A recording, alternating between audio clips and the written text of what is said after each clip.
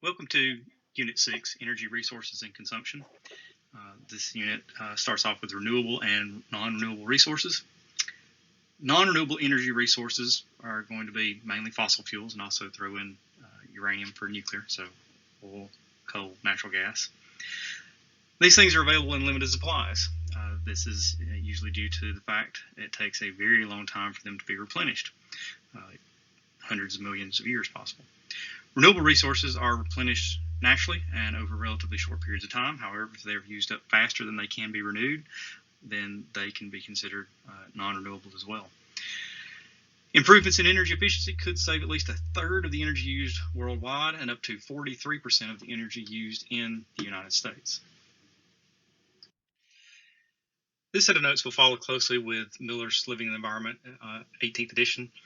These are the chapter overview questions that go along with those chapters 14, 15, and 16, and they're provided here. Section 2 is concerned with global energy consumption, what energy resources are being used to provide our energy worldwide. Commercial energy usage by sources for the world are on the left, the United States on the right. As you can see, fossil fuels are still the dominant energy source. Non-renewables are taking up the biggest percentage of the pie chart, with renewables being one of the smallest units. Nuclear power used to be a little bit bigger percentage, around 20%, has dropped off because of the growth in natural gas and the now growing usage of renewables.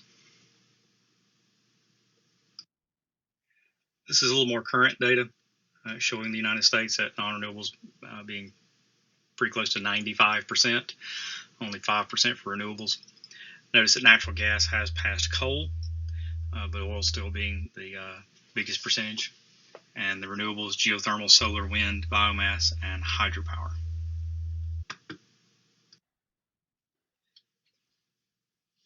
This chart shows you the different uses and fuel types and net energy yield. Net energy yield is the big key, is not only just the amount of energy, but you're taking away what it cost or what it required to harvest that energy source to give you your net. You want that to be as high as possible. But as you can see, each of the different types of energy sources are shown and their uses as well.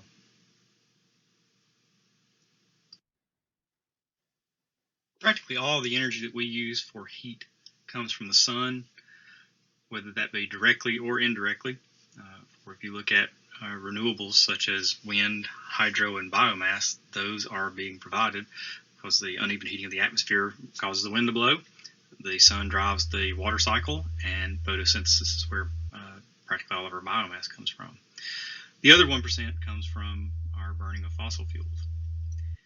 Now, 76% of our commercial energy is going to come from non-renewable fossil fuels, coal, oil, and natural gas. And then that leaves the remainder from our renewables. This graphic displays the energy inputs into the U.S. economy, our system, and then the outputs. As you can see on the left-hand side, the majority being non-renewable fossil fuel energy that's being input. On the right-hand side, the outputs, useful energy at the top being one of the smallest units at 9%. You should be aware of the 41% there of unavoidable energy loss, referring back to your laws of thermodynamics, that you can't have 100% efficiency. There's going to be unavoidable energy loss. But the big one down at the bottom there, the 43% of energy waste. This is why we said that if we improved our efficiency in the United States, we could considerably cut down on our energy input by not having so much waste. That waste can come in the forms of heat loss to the environment, the electricity that we're not getting any use from. Before we look at what this slide is telling us, you need to notice at the top that this is in exajoules, and that exa is a prefix in the metric system of 1 times 10 to the 18th. So as you're reviewing the metric system and converting units, which is always going to be somewhere on their dimensional analysis on the AP exam, make sure you're familiar with this one. World energy use as of 2010 was 527 exajoules per year. As you can see, direct solar, we get in more than enough direct solar to have handled that. Same with wind. Geothermal would be pretty close. Biomass, even if we burned everything we had, it wouldn't be enough to generate that amount of energy. Same with all of our dams, and if we tried to use ocean power. So we will talk further about this when we get into renewables as to how we could offset burning of fossil fuels, nuclear power, all those things by going to some of the renewables instead. We depend on a variety of non-renewable mineral resources besides just the fossil fuels that we're digging up for energy. This is not shown in one of the sections here, but is previously was required on exams. So I'm still going to cover some of this because the way we obtain them and the vocabulary is going to be similar for the way that we get coal and uranium as well. So the first thing to realize is we don't just go out and dig up exactly what it is that we're after. It's going to be the ore which contains the resource we're after. That ore is basically you're digging up the ground, the rock, whatever it might be, and then you have to remove from that the actual thing you're trying to harvest.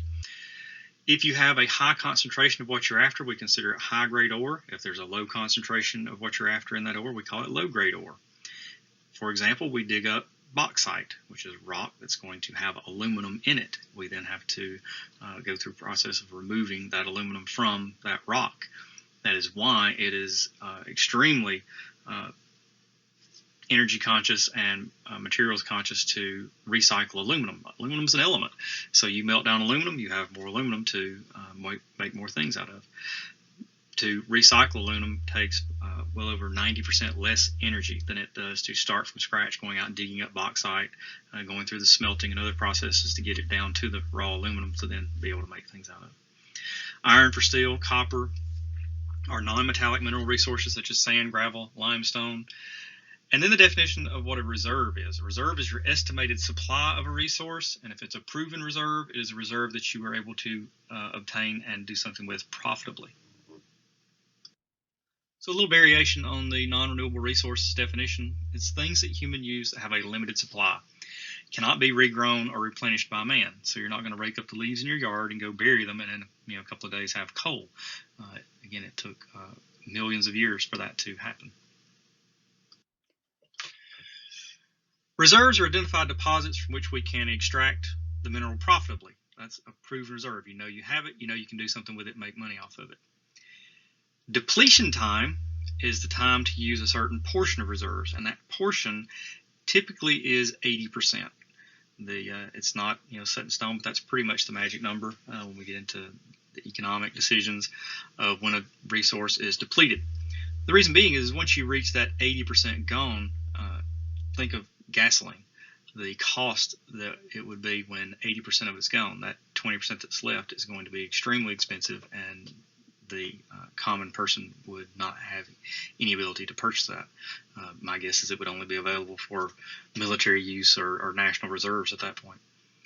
So when a resource becomes economically depleted, you could recycle or reuse the existing supplies to make it last longer. You could definitely waste or use less, even find a substitute, or their just very last ditch effort is to just do without it.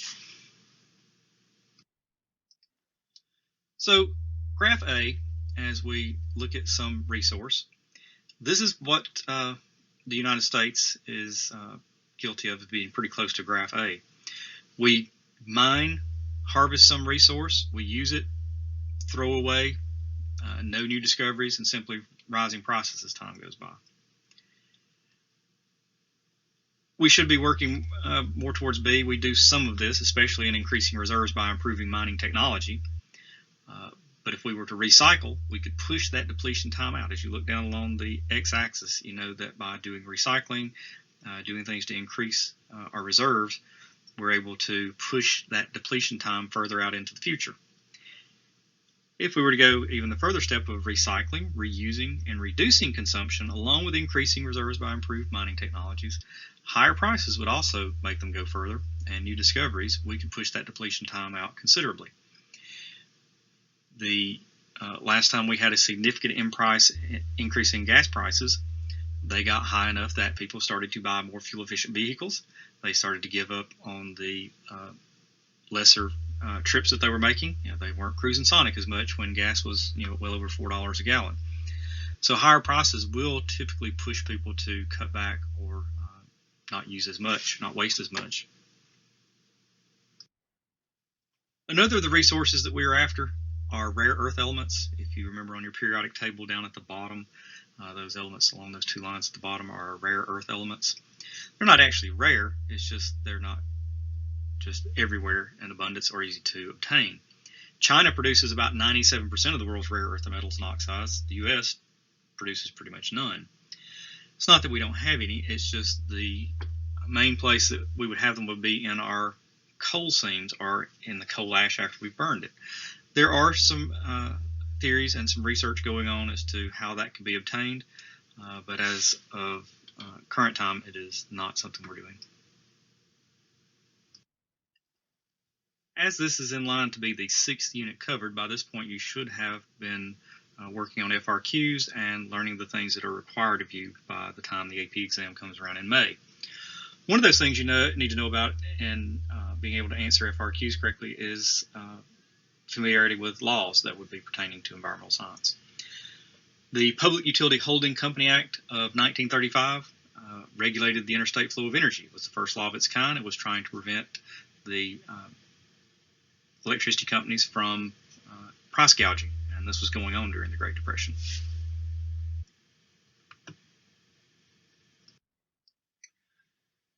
Section 4 covers the distribution of natural energy resources.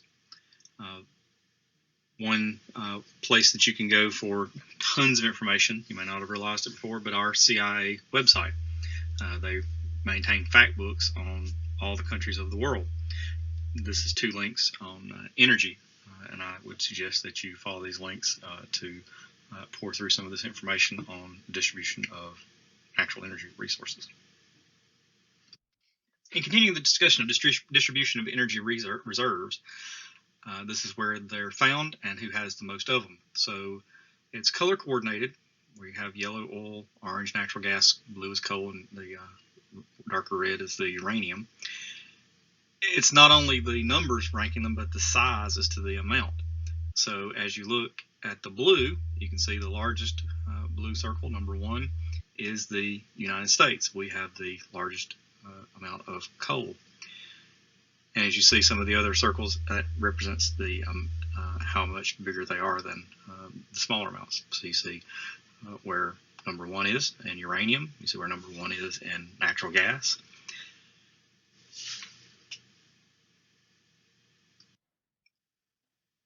Fossil fuels.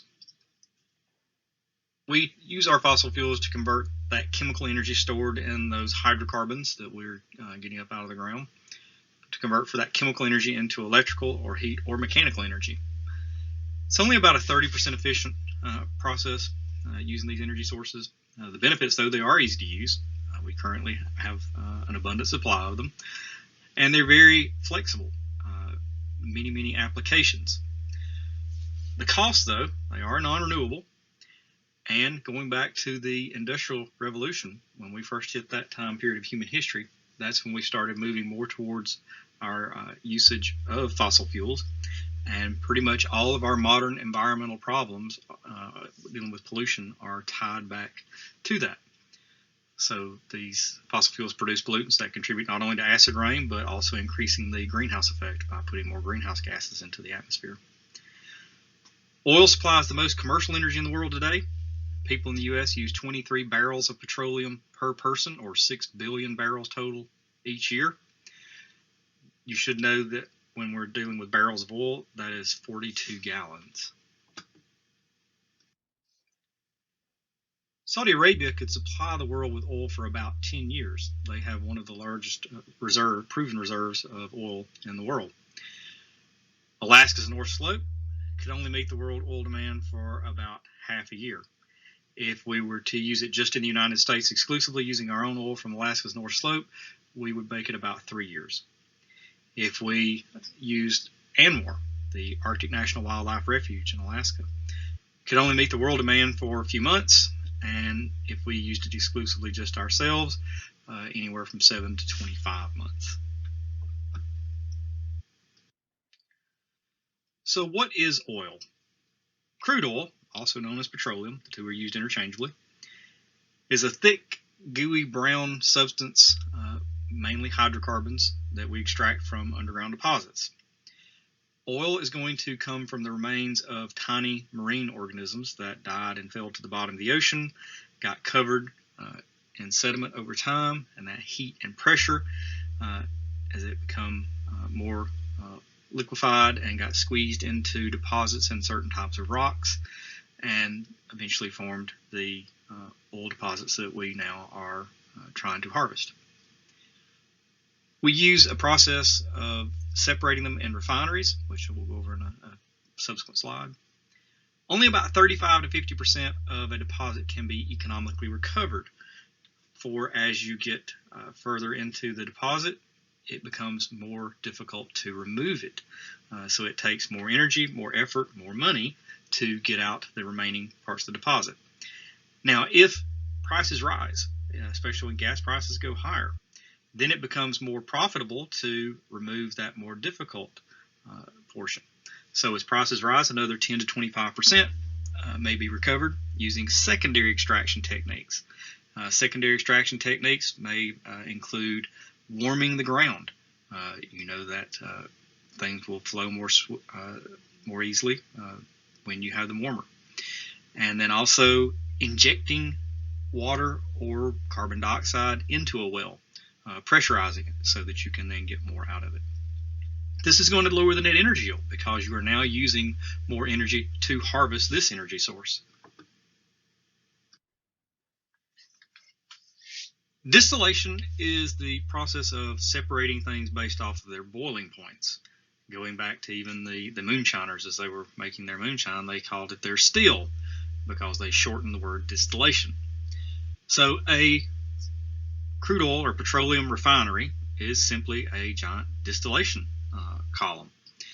As the oil or petroleum rather is brought in from wherever it's being brought in by tanker or by pipeline, we get them to the refinery and then we cook it. As you're cooking that stuff, it's going to separate the things with the lowest boiling points or the most volatile components. Volatile means how easily something becomes or goes to vapor. A lot of people think it has something to do with violence, which it can, because you know that the vapors of things like gasoline are extremely flammable. But volatility is how easily something forms vapors.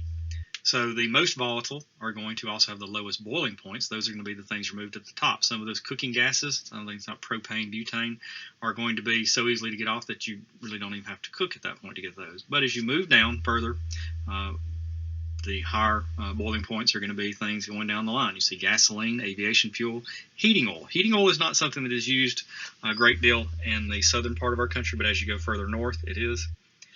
Diesel fuel. Naphtha. Naphtha is the feedstock for what we end up making plastics out of. It's also used in a lot of industrial solvents. Much further down in the temperature going to be higher that you're going to have to get to boil these things off, going to be the greases and wax, and then at the very bottom, even the thing that we make the roads out of, asphalt. Continuing on discussing oil, we need to include OPEC, which is 11 countries that are known as the Organization of Petroleum Exporting Countries. They have 78% of the world's proven oil reserves and most of the world's unproven reserves. So when they get together and decide what they want to do, they can significantly influence the world oil market. It is an international global market of oil. After global production peaks and begins a slow decline, oil prices will rise and could threaten the economies of countries that have not shifted to new energy alternatives. OPEC in the past have definitely influenced what's going on in our world, as they have decided at times to cut back the supply. And if you look back in history at the 70s, we had the gas shortages where there were lines, blocks and blocks and blocks around our gas stations because the supply had been cut back. The United States is the world's largest oil user, yet we only have a little less than 3% of the world's proven oil reserves. Our production was once said to have peaked in 1974, meaning the halfway production point. However, with some recent developments, I think they're adjusting that a little bit. About 60% of U.S. oil imports do go through the refineries in hurricane-prone regions of the Gulf Coast, meaning the coasts of Texas and Louisiana. That's where the majority of our refineries are at. This explains why when Katrina hit several years back, that the Southeast, especially even in our part of the world, we had gas stations that ran out of fuel. We had grocery stores that looked like the snowstorm was coming. Not only the bread and milk aisles were wiped out, but several different areas of the grocery store, because there was no fuel being supplied to the trains and the trucks that ran the deliveries of bringing that to our stores. The United States produces about 9% of the world's oil, yet we use 23% of the world's oil, and we're only about 5% of the world's population. We have about 2% of the world's proven oil reserves, and we import still close to that 60. We're a little under it now at 52% of our oil. Should we look for more oil reserves? That can be extremely difficult. It can be very, very expensive, and it's also financially risky if you're trying to bet on whether or not you're going to find it to make money off of it. Conventional crude oil is abundant and has a medium net energy yield, but using it causes air and water pollution, releases greenhouse gases into the atmosphere. And there is unconventional heavy oil. This is obtained from oil shale rock and tar sands. They do exist in potentially large supplies. Canada has a large amount, and the western part of the United States is supposedly very high in them. But they have a low net energy yield because you have to spend a lot of effort and energy to obtain them.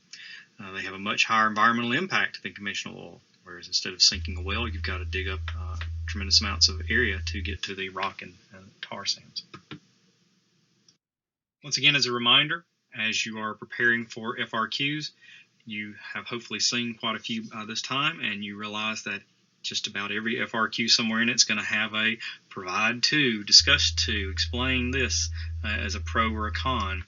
So try to include in the notes as many of the trade-offs, advantages and disadvantages tables as possible to summarize what we've been talking about. So in conventional oil, what are the advantages?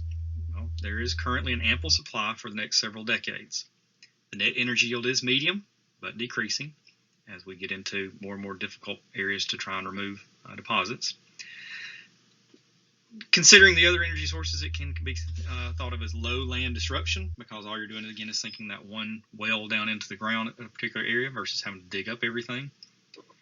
And we currently have an efficient distribution system in place. We have the tankers that move it around, we have the pipelines, we have the refineries, we have gas stations, we have ways of distributing it. The disadvantages, definitely water pollution from oil spills and leaks. Pipelines leak. What you should know is the majority of oil in the ocean does come from activities on land. The environmental costs are not included in the market price. That is the pollution, the cleanup, all those things are not included in what we pay for it. That ends up usually getting passed on to the taxpayer.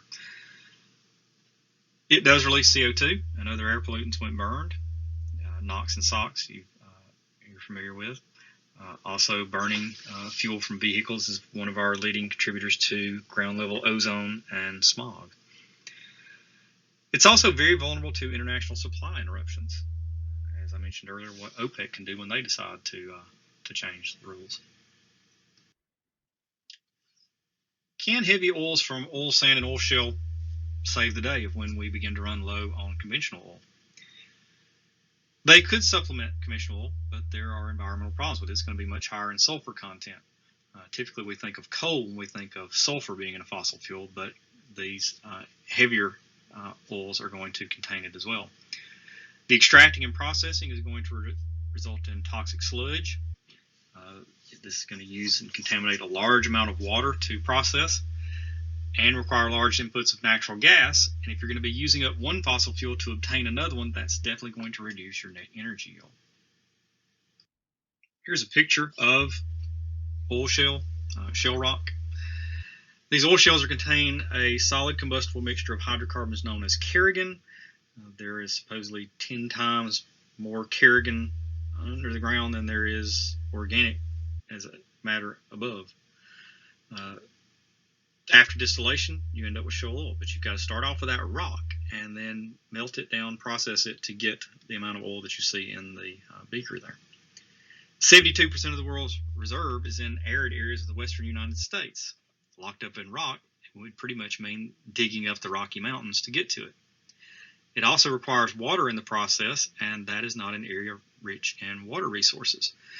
The only main river drainage in that area is the Colorado River, and we're already diverting it so many places that it doesn't even make it to the ocean anymore. So again, this whole process is going to be a low net energy yield because it takes so much energy to obtain it.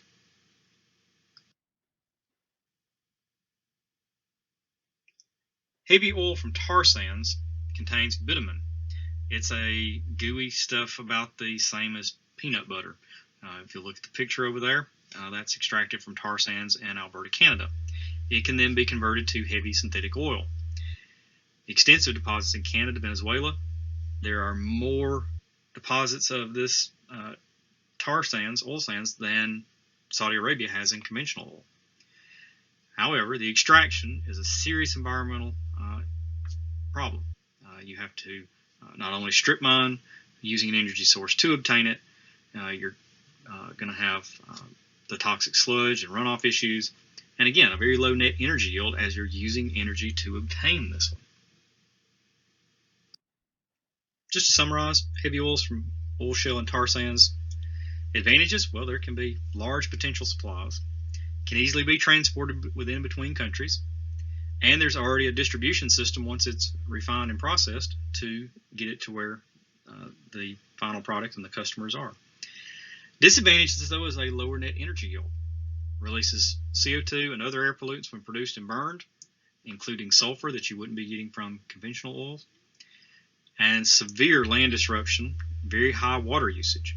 You can see from the picture there, that's not easily going to be cleaned up and corrected like just capping a well. Using oil generates 43% of the carbon dioxide emissions. The picture here shows you an oil rig, and in case you look closely, you can see that this is next to land because these units are typically built on land, and using tugboats, they are pushed out to where they're going to go, just like moving a pontoon or a barge around. Once they're in place, they can then build additional parts onto the legs. Using winches, they can crank them down and eventually get them built to where they're all the way down to the ocean floor, build them a little bit more, crank a little bit further, and lift themselves out of the water where they're going to then sit. This has a less environmental impact than the unconventional heavy oils, which are going to require typically on land strip mining to get to. So in conventional heavy oil, higher environmental costs, very high production costs. There are options. We can live with higher oil prices. We can do things to cut back to extend our oil supplies, or we can move to other energy sources. And if you're looking at a potential economic or political issue out in the future of when they do begin to run low, it seems like it might be the logical thing to do is work towards getting off of them before you have to. If you think about a soda bottle filled with soda up to a certain point, and then in between that top of the liquid and the cap, you have gas that has collected. It's almost the same thing with an oil deposit and natural gas, which is going to almost always collect above reservoirs of crude oil. So when a natural gas field is tapped, the gases are then liquefied and removed as liquefied petroleum gas or liquefied natural gas. Coal beds and bubbles of methane trapped in ice crystals deep under the Arctic permafrost and beneath deep ocean sediments are unconventional sources of natural gas. The coal beds are going to have more difficulty, and the bubbles of methane trapped in ice crystals, known as methane hydrates, are still in the, theoretical stage because we know it's there. It would be a clean burning energy source. There's enough of it to provide a tremendous amount, but there's currently no way of collecting it and transporting it in any way whatsoever to make it economically feasible. Russia and Iran have almost half of the world's reserves of conventional gas. The global reserve should last somewhere in the 62 to 125 year range. It is a versatile energy source. It's much cleaner burning. You do need to know the chemistry and be able to say why it burns cleaner instead of just saying it does. It is because it does not contain as many things. It is mostly just methane, carbon, and hydrogen. so there are less things in it to be released when it does burn. However, it is going to generate greenhouse gases by carbon dioxide through the combustion process. And if you are not careful in how you manage this energy source, methane can be leaked directly into the troposphere. Methane is one of the strongest greenhouse gases, and we do not want our atmosphere filled with more methane. As stated, natural gas is mostly methane. Also, you see the chemical formula here, the CH4. You do need to know several chemical symbols and formulas for the AP exam, methane being one. Conventional natural gas is going to be liquefied. And if we liquefy petroleum gas, we call it LPG, easily can be stored in tanks then. Liquefied natural gas, again, a lower net energy yield because it was a gas that you've had to now use energy to convert to a liquid. It makes us dependent upon unstable and sometimes unfriendly countries like Russia and Iran. We can produce, and we do produce, gas conventionally from shale rock, which is considered unconventional. So the conventional way we do it is at the places where it's on the top of oil reserves typically. When we get into the shale rock, though, it's going to increase environmental problems because you're going to have more issues. To summarize the advantages and disadvantages of conventional natural gas. Advantages, well, there currently are ample supplies. It's extremely versatile. We can use it not only as an energy source to run a power plant, but you can run vehicles off of it as well. Has a medium net energy yield, emits less CO2 and other air pollutants than the other fossil fuels when burned. Disadvantages, well, you lower your net energy yield when you liquefy it, which is going to be the way we're going to be able to transport and store it. Production and delivery may emit more CO2 and methane per unit of energy produced than coal, because you've got to take into account that production and delivery of it. Fracking. Fracking is a process of using water, typically with chemicals mixed in it, to force into a well, taking advantage of the hydrologic pressure generated to break through bedrock in order to obtain oil and gas reserves that we couldn't previously get to. Yes, that can increase our reserves and increase our amounts of accessible energy source. However, you then have the potential for groundwater pollution, and this has happened. Fracking involved in drilling wells uses huge amounts of water. There can be sand involved, chemicals. Most oil companies had an issue with even telling what was in there because they had their own proprietary mixes, supposedly, of what they thought worked best. You're then going to have the toxic wastewater left over, and you have the potential of contaminating groundwater at the same time. If you're busting to that bedrock, remember, groundwater is going to start to rise and form the water table by hitting bedrock. And then if you're breaking through that, it can be exposed and combined with the gas beneath. Fracking has several harmful environmental effects, creating earthquakes in areas that are not even prone to seismic events, contaminating groundwater, contaminating surface water that's been used in the process and then having to be stored. As you can see from this example of where somebody's had their water contaminated with natural gas, I like to wash my dishes, have them clean, like to take a shower and be clean, but I do not want my shower or my sink to be a flamethrower. So what are some solutions to these potential problems and existing problems with using more natural gas? Stepping up research on the environmental impact of natural gas production. Greatly increasing monitoring and legal regulation of natural gas production, including regular inspections of the metal casings and concrete seals and well pipes. The better inspection and the more monitoring we do, the less likely we are to have leaks. Developing federal regulations on the disposal, storage, treatment, and reuse of fracking wastewater. Requiring the energy companies to disclose, to tell what are the chemicals used in fracking so that they can be monitored and so that we can know what to do when there are issues. Having requirements that would have these companies use the least harmful chemicals available in fracking fluids. Require testing of aquifers and drinking water wells for any chemical contamination from fracking operations before drilling begins and as long as gas extraction continues. And then overturning all the exemptions that have been allowed for the oil and natural gas production from any and all federal pollution regulations. Unconventional natural gas is going to come from coal beds, obtaining methane there. It's near the Earth's surface, typically in shale beds, has a very high environmental impact because of the amount of disruption in extracting this. Methane hydrates, as I told you, are trapped in icy water, also in permafrost, the ocean floor. It's there. It's really bizarre to see what looks like a hunk of a snowman be set on fire and it burn. But the cost of extraction, how are you ever going to accumulate enough of it to be able to be profitable? When we talked about oil coming from the remains of tiny marine organisms, coal comes from vegetation, typically buried plants from swampy or marshy areas. This dates back to 300 to 400 million years ago. Looking at the chart where you have to the left more moisture content, to the right increasing heat and carbon content. The first step is peat. It's only partially decayed, not even really considered coal. It's like the precursor. But there are some places in the world where peat is even used as an energy source, Ireland being one.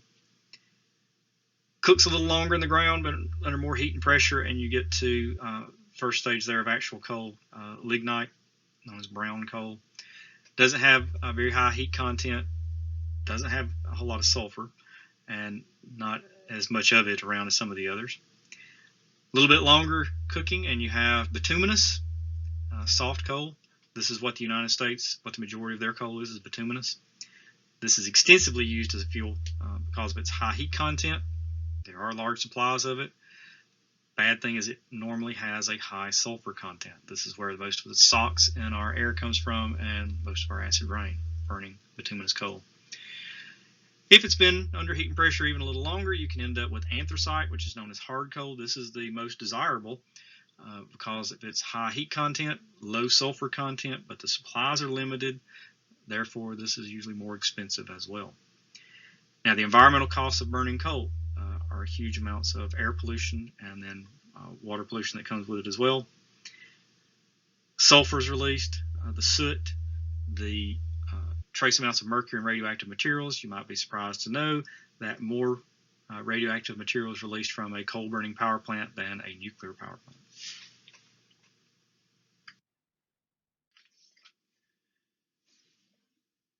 Coal burning power plants generate 42% of the world's electricity. This is a typical layout of what a power plant would have. Over to the left, there would be rail cars coming in on a daily basis, bringing in large loads of coal to be pulverized. It is made into a fine powder. That fine powder is injected into the boiler to have your giant fireball. Water is going to be circulated in pipes into the boiler. It's going to convert the water in the pipes to steam. Yes, this is a steam power plant. The steam is going to expand and be used to spin a turbine. The blades that you see there in the center. Those blades turning are going to be connected to a generator, which is no more than copper wires and magnets. As magnets are moved past the copper wire, it creates that potential difference, basically like pushing or moving those electrons. Flow of electrons is electricity. You have the water that's being brought in from a river or lake to condense the steam back. You see the big cooling tower over there.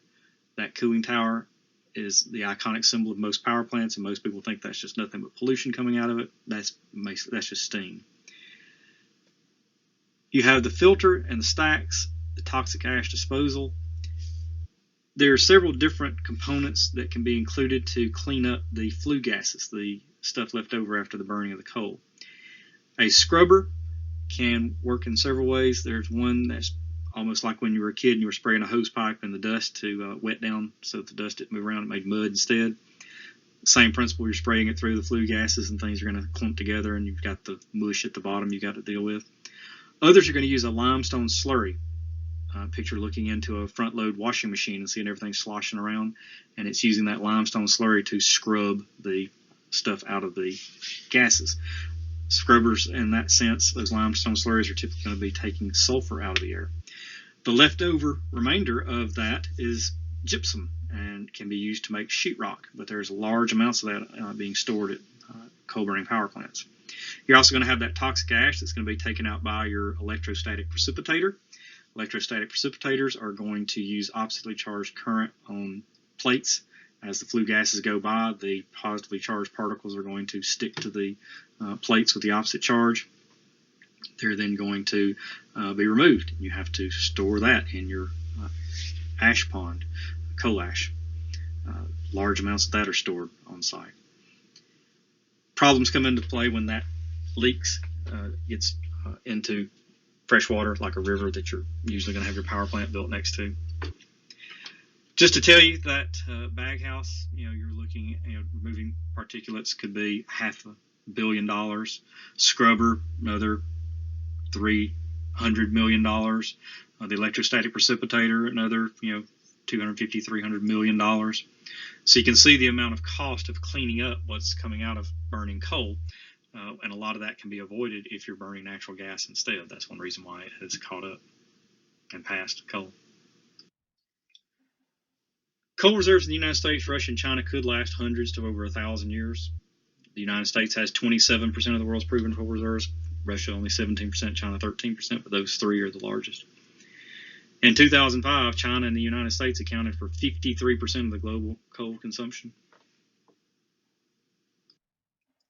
The Clean Coal Campaign. There is no such thing as clean coal. However, it was put out and has been talked about it in great length.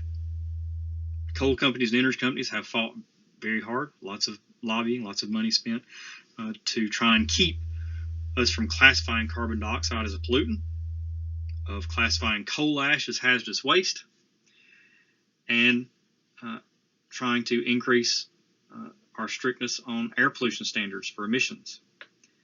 In 2008 is when the Clean Coal Campaign was started, trying to advertise that they were going to, make plants that were going to burn clean coal.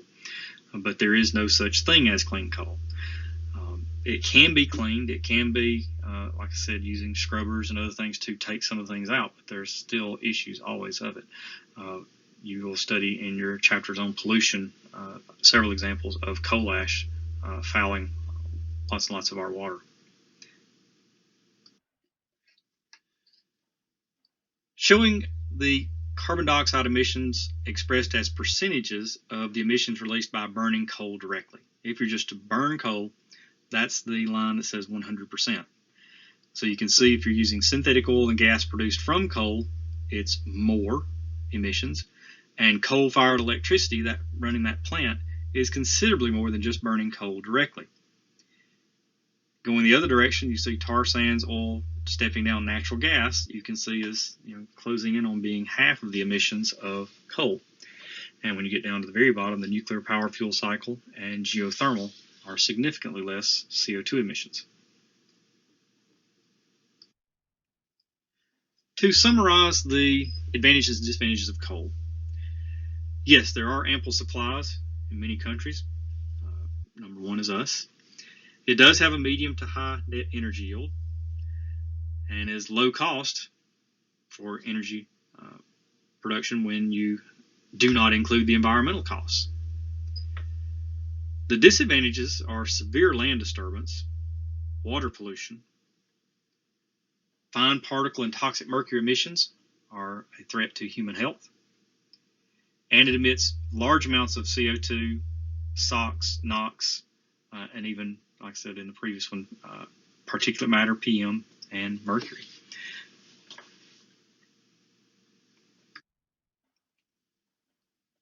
Coal can be converted into gaseous and liquid fuels. When you convert solid coal to synthetic natural gas, SNG, it's a process called coal gasification. If you convert it to methanol or synthetic gasoline, that's referred to as coal liquefaction. These synfuels or synthetic fuels are typically going to contain hydrogen and carbon monoxide, which can be cleaned up to be a fairly clean burning energy source. So that is a benefit to it. However, back to that all-important net energy yield, you can see that you started off with an energy source that you are now using energy to convert into another type. Therefore, you are lowering your net energy yield. So yes, the end product may burn cleaner than the coal did, but what did you use to get to that process? Is the two things going to be less than the one? Trade-offs regarding synthetic fuels. The advantages: there is a large potential supply in many countries, can be used as a vehicle fuel, does produce lower air pollution than coal, has a low to medium net energy yield, and if you're getting it from coal beds, you're going to be requiring the mining process to remove 50% more coal, which is going to be that much more increased land disturbance, that much more water pollution and water usage, and then going to have higher CO2 emissions than coal because of the process of obtaining it. Now, there are some other ways to obtain synthetic fuels that are still being researched. One is plasma gasification, in which you're exposing garbage or something else to a plasma torch. Exposing to plasma, which is the fourth state of matter, extremely high temperatures. It's not combustion. That plasma is going to kind of sort of melt. You're going to rip things apart at the molecular level. And the gases that are going to be given off are going to be that hydrogen and carbon monoxide mix, which then can be used as a synthetic fuel. Can we expand reserves of our non-renewable resources by mining lower grade ores? Well, factors that are going to limit that mining of lower grade ores is going to be an increased cost of mining and processing a larger volume of ore in order to get more of the stuff that you're after. It's going to be dependent on the availability of fresh water and have a much greater environmental impact. We can improve mining technology using microorganisms now. Biomining is actually a new process. It's slow, and improving technology doesn't happen just every day kind of deal. But there are ways of getting better. Can we obtain more of the resources we're after from the ocean? Well, there are mineral resources dissolved in the ocean, but that's going to be such a low concentration that that's very difficult. Deposits of minerals and sediments along shallow continental shelf and near shorelines, yes, and that is where we have a tremendous amount of our oil rigs as well. Hydrothermal vents and the deposits that are there, these hot water vents in the ocean floor. We went through all of human history up until 1976 thinking that everything on the planet, all food webs, had a pathway back to dependence on the sun and photosynthesis, the producers. However, we sent down subs doing research off the coast of Ecuador in 76 and discovered around these hydrothermal vents entire ecosystems functioning with no sunlight. The hydrogen sulfide being emitted, there were bacteria that are able to take that compound and make their own food from it. They are chemosynthetic organisms, but there are also deposits there of things that we would be after. We can obtain metals from the ocean floor through manganese nodules, but what is going to be the effect of doing more mining in the ocean on the aquatic life? What are the environmental effects from using non-renewable minerals? Extracting minerals from the Earth's crust, converting them into useful products, of course, is going to disturb land. Once that land is disturbed, you've removed vegetation, you're going to have more erosion. You're also going to have large amounts of solid waste. Mining is the biggest generator of solid waste. And you're going to have air, water, and soil pollution that you will be talking about extensively in subsequent units. What are the costs of using these non-renewable resources? Well, to begin with, you have ownership costs. The equipment, labor, taking care of your employees through insurance, safety equipment.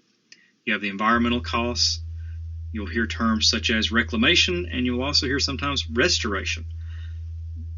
A way to explain the difference in the two is picture somebody in your family having an old vehicle out in a barn, and they let you have it, and all you do is the bare minimum of maybe getting it running. That would be reclamation. But if you took the time to make sure every part number matched, you got it painted back the original color when it came off the assembly line, everything is just like it was when it was new, that would be restoration. You should be able to clearly see that restoration is going to be far more labor intensive and expensive than reclamation. So if you're running a business and your business is required to clean up after itself, are you going to be more likely to agree to reclamation or restoration? You also have your pollution controls. I told you of the hundreds of millions of dollars that each unit costs to clean up the air. Your air monitors, water treatment if you're having to treat water as well, and then the taxes you'll be paying. External costs are going to be those involved in processing the resource and transporting the resource. They're not the same as your ownership costs.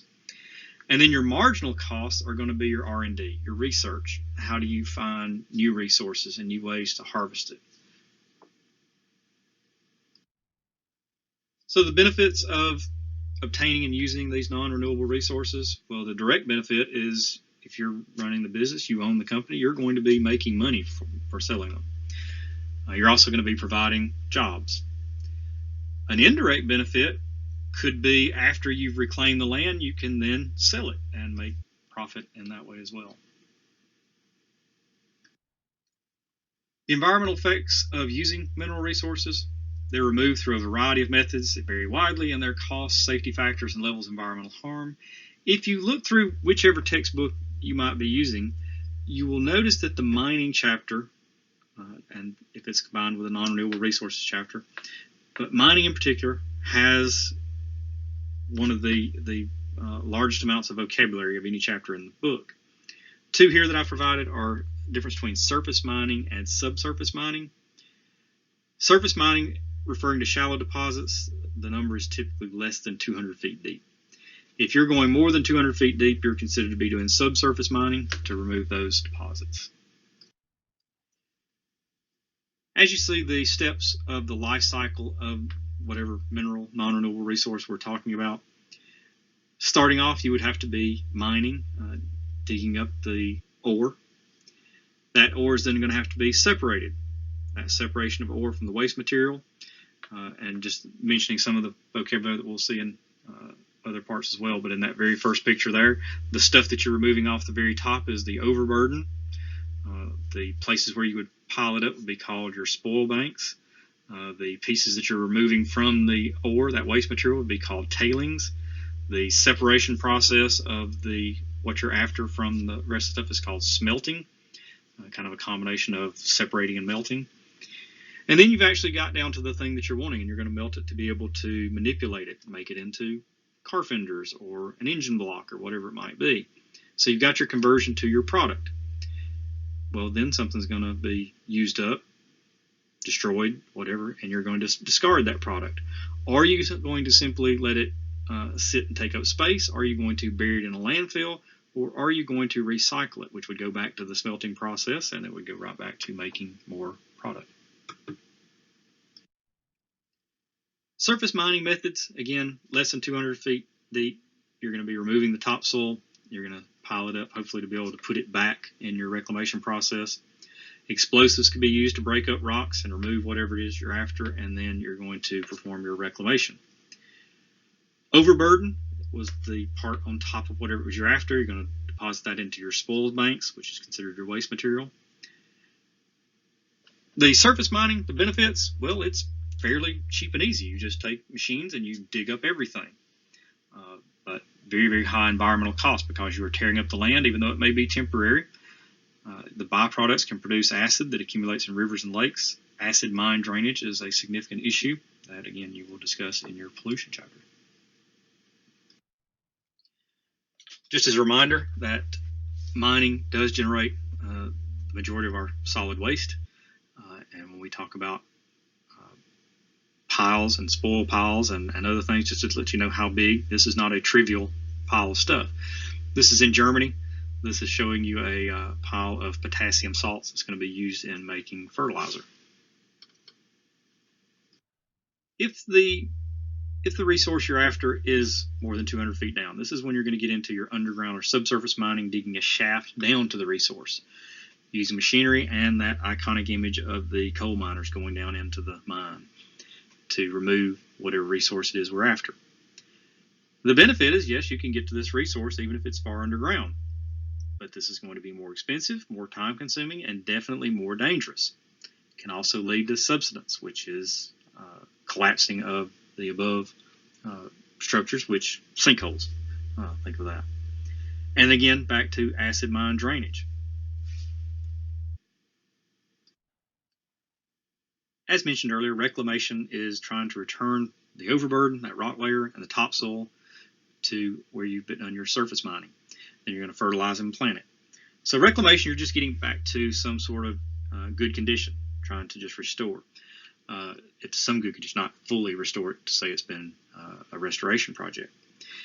The area may have started off as a mountain forested region, and now it's a green, grass planted area. Costs of reclamation are expensive and time consuming. So if you're running an energy company that's out to make profits and please their shareholders, this is not something that's going to be high on your priority list. Just to show some of the specific resources and their uses, coal, we talked about forming from ancient swamps and marshes, the vegetation being buried under pressure over time. We use it to run our coal-fired power plants, steam, to generate heat in the making of steel. We export it. The entire coal industry all may contribute to the greenhouse effect. We talked about the 4 types of coal: the lignite, which is the soft, the bituminous and subbituminous, which is harder, used for electricity. That's what we have the most of in the United States. And anthracite, which is the hardest one, but it's going to be more expensive and not as in abundant supply. Again, 50% of all coal is in the United States, Soviet Union, and China, former Soviet Union and China. From the picture in Germany earlier, saying that was not a trivial pile, this is not a trivial hole. Open pit mining, very, very large places. I think this one is a copper mine in Utah. We dig giant holes. We remove the ore, whether it be the ore we're after for some mineral or it be the sand, gravel, and stone we're after.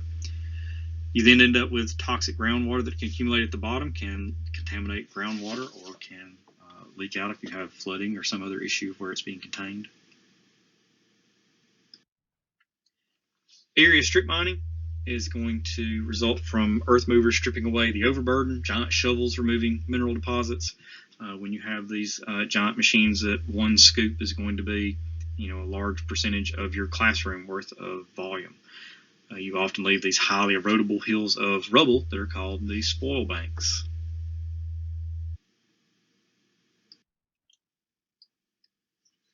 Looking at the picture of this strip mine, mountaintop removal is another name given to this type of mining.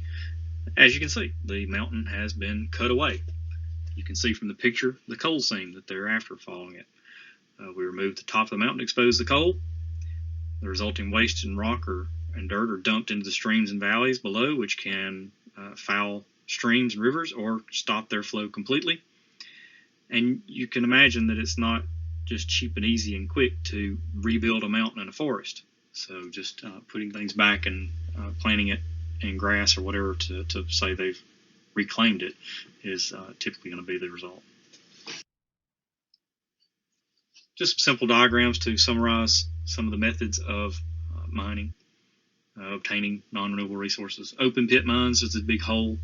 Dredging is when we're bringing it from the bottom of rivers and lakes. Area strip mining is when you're digging up just a whole area. And the contour strip mining is when you're following that seam. You might be surprised to discover that mining for gold is not the image that most people have, that romanticized vision of the person with their pan and they find their gold nugget and strike it rich. Most of the mining for gold in today's world, about 90% of it, is massive amounts of earth are removed, and then the minerals extracted with cyanide salts, dissolving that gold out. And cyanide is extremely toxic. Any old spy movie you've ever watched, they always had their cyanide capsules that if they got captured, they would crack it and kill themselves before they could be interrogated.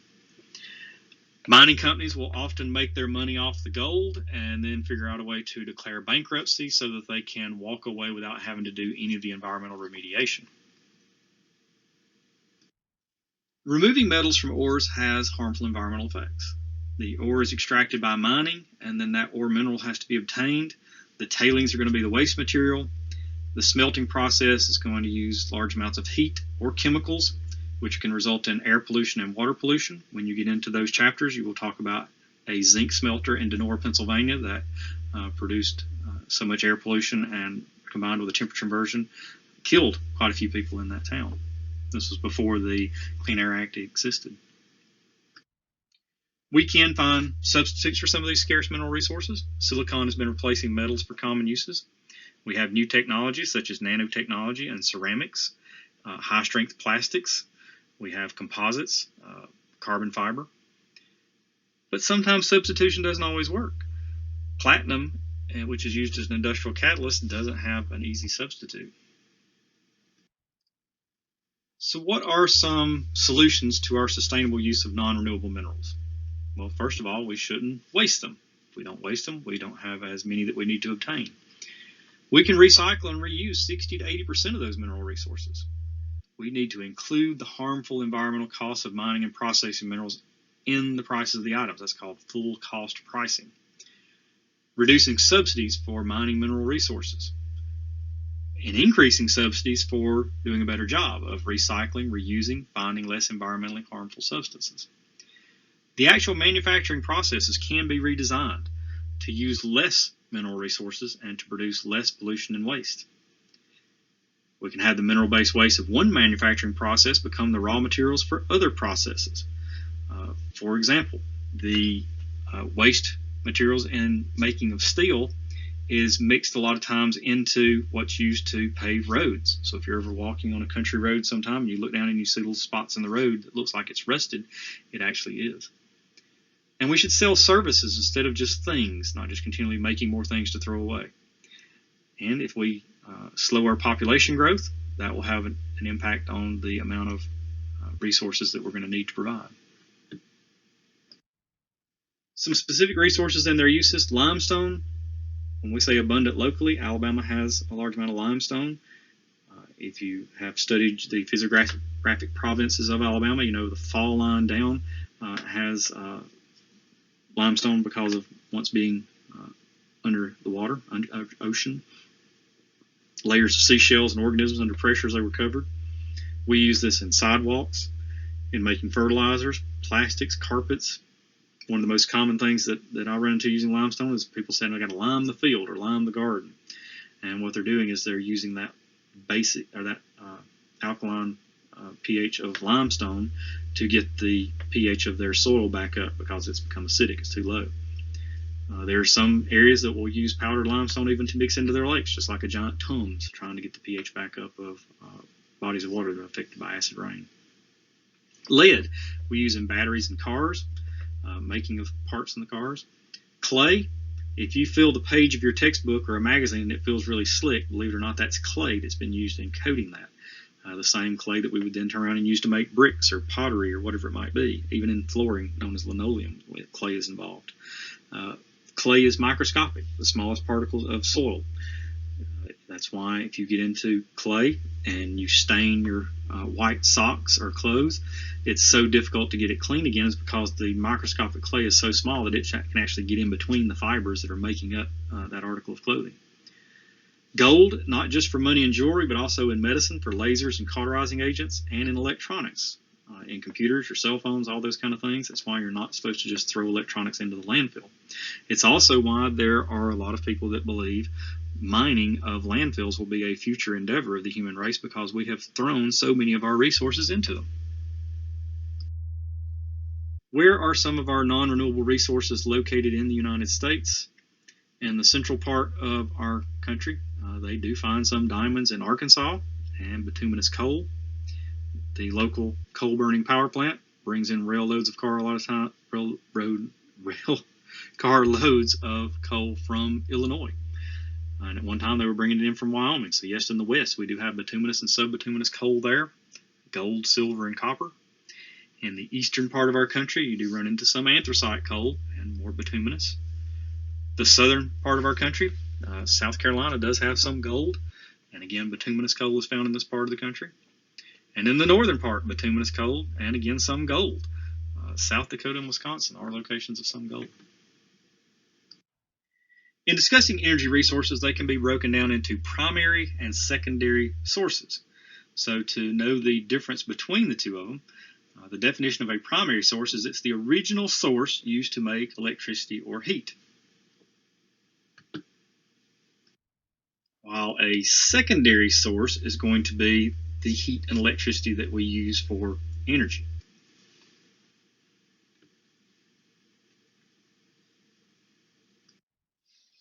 Cogeneration is the production of two useful forms of energy, such as high temperature heat or steam and electricity, that you're getting from the same fuel source. So just like your co-worker, somebody that you're working with to accomplish something, well, here you're going to have two useful forms from one source. For example, as a steel mill is making steel, there's a tremendous amount of heat generated, and that heat can then be turned around to heat buildings instead of having to use some other source to heat the buildings. So that one source of energy was not only making the steel, but also heating the buildings. Here's an example. An industry using natural gas for manufacturing could use the waste heat to produce electricity. Because if you've got that heat, you can boil water. If you can boil water, produce steam, use it to turn a turbine, spin the generator, you've got your ability to produce electricity again. As stated in multiple places, net energy is the only energy that really counts. And in discussing that, just a quick little review of the first and second laws of thermodynamics. First law, it takes high quality energy to get high quality energy. And pumping that oil from the ground, refining it, and transporting it, that's an example of high quality energy to get high quality energy. The second law of thermodynamics, some high quality energy is going to be wasted at every step. In other words, you cannot have a 100% efficient engine, a 100% efficient energy source, whatever we might be talking about. There's going to be some wasted at every step. Section 6 begins our discussion of nuclear power.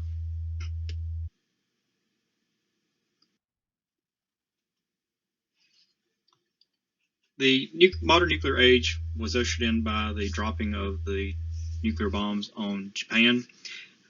Yes, if a nuclear reaction is not controlled, it can result in this amount of release of energy. However, that's not the way our power plants are designed. Nuclear energy must be harnessed if we're going to use it to make energy. The nuclear reactions in a power plant are going to occur at a controlled, manageable pace and release energy slowly. Even though the amount of energy in a nuclear power plant may be equal to 1,000 times the energy of one of the bombs that was dropped, it is not that type of reaction. Heat is what we're after. To get exactly back to the process of the coal burning power plant generating steam, that's what's after here. It's just doing nuclear fission in order to achieve that heat to boil water, and then the rest of the power plant is exactly the same. However, you do not need the pollution controls for your not combusting anything that's going to contain stuff that would generate air and water pollution. The steam turns the turbines, rotates the electric generators, getting your electricity. Steam is released from the cooling towers, even though everybody always wants to look at those towers at a nuclear power plant and think that that's nothing but pollution or radioactivity coming out, but that's not what's going on. What is nuclear energy? It is the energy that exists within the nucleus of an atom. There are two main types, nuclear fission and nuclear fusion. Think fission, fissure, breaking apart, fusion, fusing something together. So nuclear fission is the splitting of a large nucleus, releasing huge amounts of energy, or nuclear fusion, which is combining smaller nuclei to form a heavier nuclei, again releasing huge amounts of energy. It may be hard to process that such a small thing as an atom could release enough energy to be the equivalent of burning all that coal to run a power plant. But an atom, as small as it is, doesn't want to be broken apart. So that's why there is so much energy released in that process. In thinking how nuclear fission energy is produced, think of a bowling alley and having the pins set up in just the right form so that when you hit it with that bowling ball that it has potential of knocking all of them down. It's referred to in the nuclear reaction here as critical mass. You have to have enough fissionable material so that when you fire your bowling ball, which is that neutron all the way to the left, into your first uranium-235 molecule, or atom rather, that it's going to have the ability when it splits and those neutrons are knocked off of those daughter nuclei to then hit other fissionable material to then hit other fissionable material. If you don't have critical mass, then you're not going to have enough fissionable material for the reaction to be able to continue. This is about the most easy diagram that I've seen as far as explaining that. Using fission to split large uranium atoms into smaller products and releasing that huge amount of heat energy is what's used to make the steam that runs a nuclear power plant. So we're converting nuclear energy into electrical and heat energy. The benefits, well, it is pollution-free, and it's a very, very efficient process in itself. It's the full life cycle that's going to take away from that. It's the storing of the waste that's going to be the issue. Again, risk is something that the general public does not rank the same as experts in the field, the actuarial scientists that are crunching the numbers, dealing with insurance, that sort of thing. When they assign risk, nuclear power is way down the list. But if you take the general public, they're typically going to put nuclear power way at the top. It's not that way. There's fear of just the power plant in general and radioactivity. And yes, the transportation and disposal of radioactive waste is going to be an issue, and NIMBY comes into play, if you remember, not in my backyard. And also a tremendous amount of thermal pollution is generated. Nothing contaminated in the water, just simply it's being used in the cooling process, so the temperature has been raised. And if you have water that has had its temperature raised, warmer water cannot contain as much dissolved oxygen. So if you're putting warmer water back into a river or a lake or whatever it is you're pulling your cooling water from, you're going to affect what organisms can live there. You're going to change the habitat. And also to know that power companies are currently trying to fight against or have overturned the rule that says that cooling water put back into a body of water cannot be more than 10 degrees above the body of water's temperature. As you can see from the diagram on how a nuclear power plant works, if you take out the parts in yellow and orange, everything to the right-hand side is the same as it is in a coal-burning power plant. The only difference is instead of burning something, coal or natural gas, you are splitting an atom. You have the fission reaction taking place. You also see the control rods, because if you'll remember back to the diagram of the fission reaction, those neutrons are the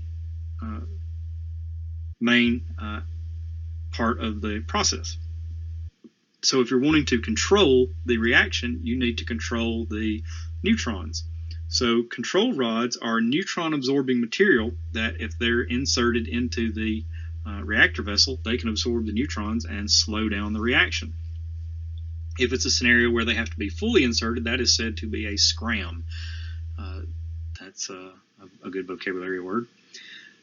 If the control rods are fully inserted and they can't control the reaction, it could be a runaway reaction and have a meltdown in which you breach the reactor vessel then, and it could have an issue. Our nuclear power plants in our part of the world are built within a containment structure, which is several feet thick of reinforced concrete. So ours can't have some of the issues that some of the lesser designs could. Now, the one thing you might find missing on this as compared to a coal-burning power plant is there's no pollution controls. There's no scrubber. There's no electrostatic precipitator. There's no bag house. There's no anything to take out that kind of thing because there is no flue gases. There's only the steam from condensing the steam back to a liquid.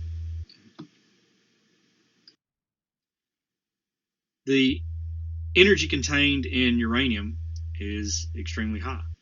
1 gram of uranium-235 delivers as much energy as 3.5 metric tons of coal. If you've missed somewhere along the line, there's between a metric ton and a regular ton. A metric ton is 1,000 kilograms, which comes out to roughly 2,200 pounds. A normal ton is just 2,000 pounds. 1 in every 5 houses in the United States is supplied with nuclear energy. That's about 20% of our electricity generation.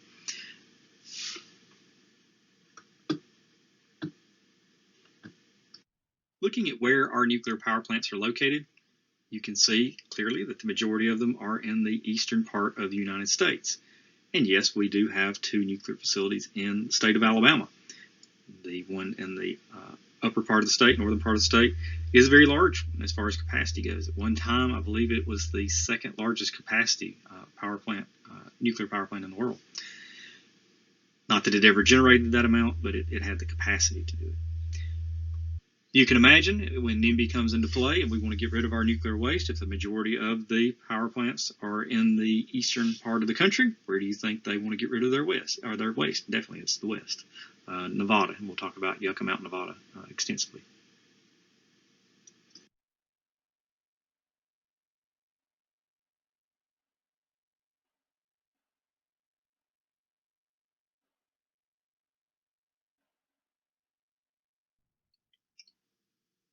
The first diagram showed the pressurized water reactors. This is a boiling water reactor, and the list over to the right-hand side shows you the different components so that you can compare the two, but fairly similar in what they're doing to generate electricity.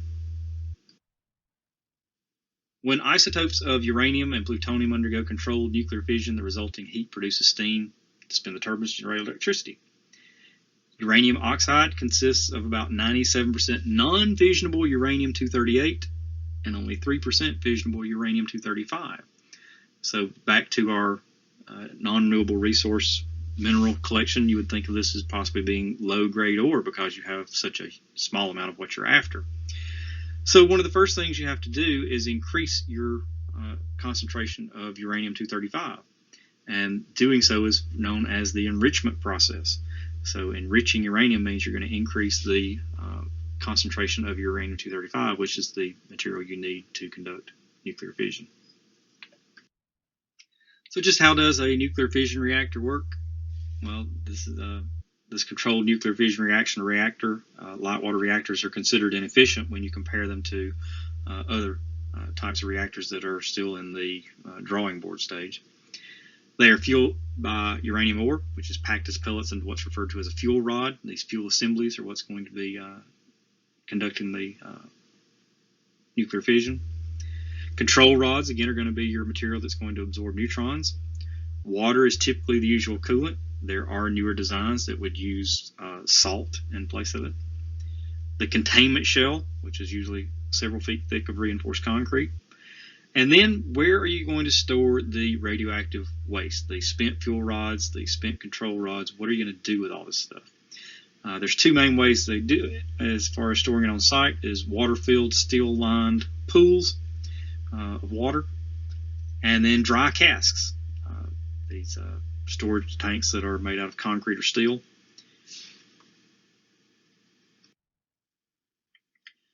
Shutting down a reactor, yes, you can stop the fission process, but it's not like a light switch so that when you turn it off, it's over and done. After a reactor is shut down, the fuel is going to continue to produce heat from the decay of the fission products. It can be up to 10% of the amount of heat produced during power operations. If left unchecked, that heat can cause the fuel to melt, which can lead to serious issues. This is another diagram showing just how a nuclear power plant is set up. Again, you're going to have your water source where you're going to have water that's going to be boiled, and water is going to be used to condense that steam back to water to run again. So as you see the water that's being used as your steam, that water may never leave the system. It's just being circulated. As the water that's coming in from your water source is going to be circulated around it to condense it back and then put back into the lake or whatever it might be. In most places, that waste heat that you're putting back into the water source might be a problem, but there's one example, and we'll talk about it a few more times, is the plant down in South Florida. It had a benefit of helping out an endangered species. The American crocodile was nearly gone, but they decided they loved the water and all the drainage and ditches and everything else around this power plant. So much so that there are now power plant employees that their whole job is monitoring the crocodiles.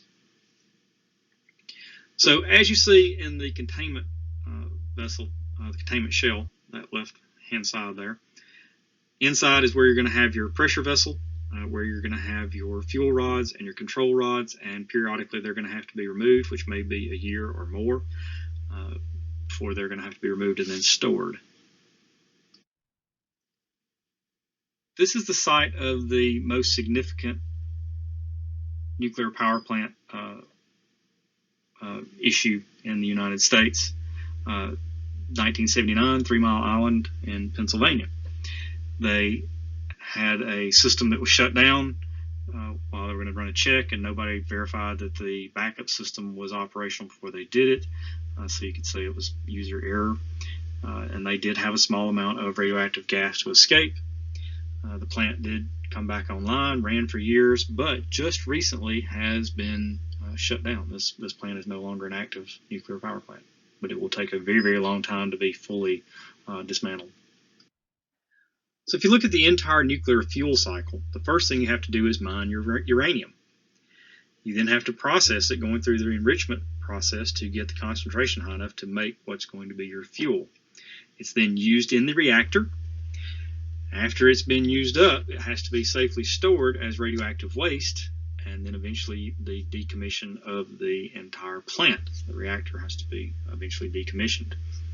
The original plan was to allow them, the Department of the Nuclear Regulatory Commission, rather, their original plan was to allow nuclear power plants to function for a 40-year license. That's what they were going to grant them, a 40-year license to generate electricity. The thought was, and the theory was, that after 40 years of the exposures to the high temperature and the possible radiation, that the concrete would become brittle and no longer be able to serve its function. However, they had plants making it to their 40-year term, and they started investigating and looking at it, and they said, well, things still seem okay, so let's go 20 more. So there have been several plants that have continued to exist and run beyond their 40 years. And yes, the one in northern Alabama just recently passed its 40-year birthday and got a 20-year extension. A visual representation of the fuel cycle, the life cycle of nuclear fission of uranium. As you see on the very left-hand side where you're actually mining uranium, you see strip mining taking place, whether it might be open pit mining. You have your enrichment, which is going to be fabricating your fuel assemblies to be then used in your reactor. Once you have decommissioned your reactor, you've got your temporary storage and your spent fuel processing that's got to be something done with it. It may be reprocessed in some cases. Sometimes we don't do a good enough job of that, where it could be reprocessed at a much greater rate. But we end up with a lot of it needing to be stored. And after you're done with it being temporarily stored at your power plant, what are we going to do with it? Well, geologic disposal is currently the preferred method. But we have to store it in such a way that we could remove it in case we do figure out what to do with it in the time before it has an issue. The advantages and disadvantages of using nuclear power. It does have a low environmental impact and a very low accident risk, but it has been limited by a low net energy yield. Not that the actual energy generated from the small amount of uranium is a low net energy yield, it's the overall process, because after you take into the whole account of the obtaining the fuel, the construction of the facility, maintenance of the facility, those costs all take away from your net energy yield. Very high costs in building.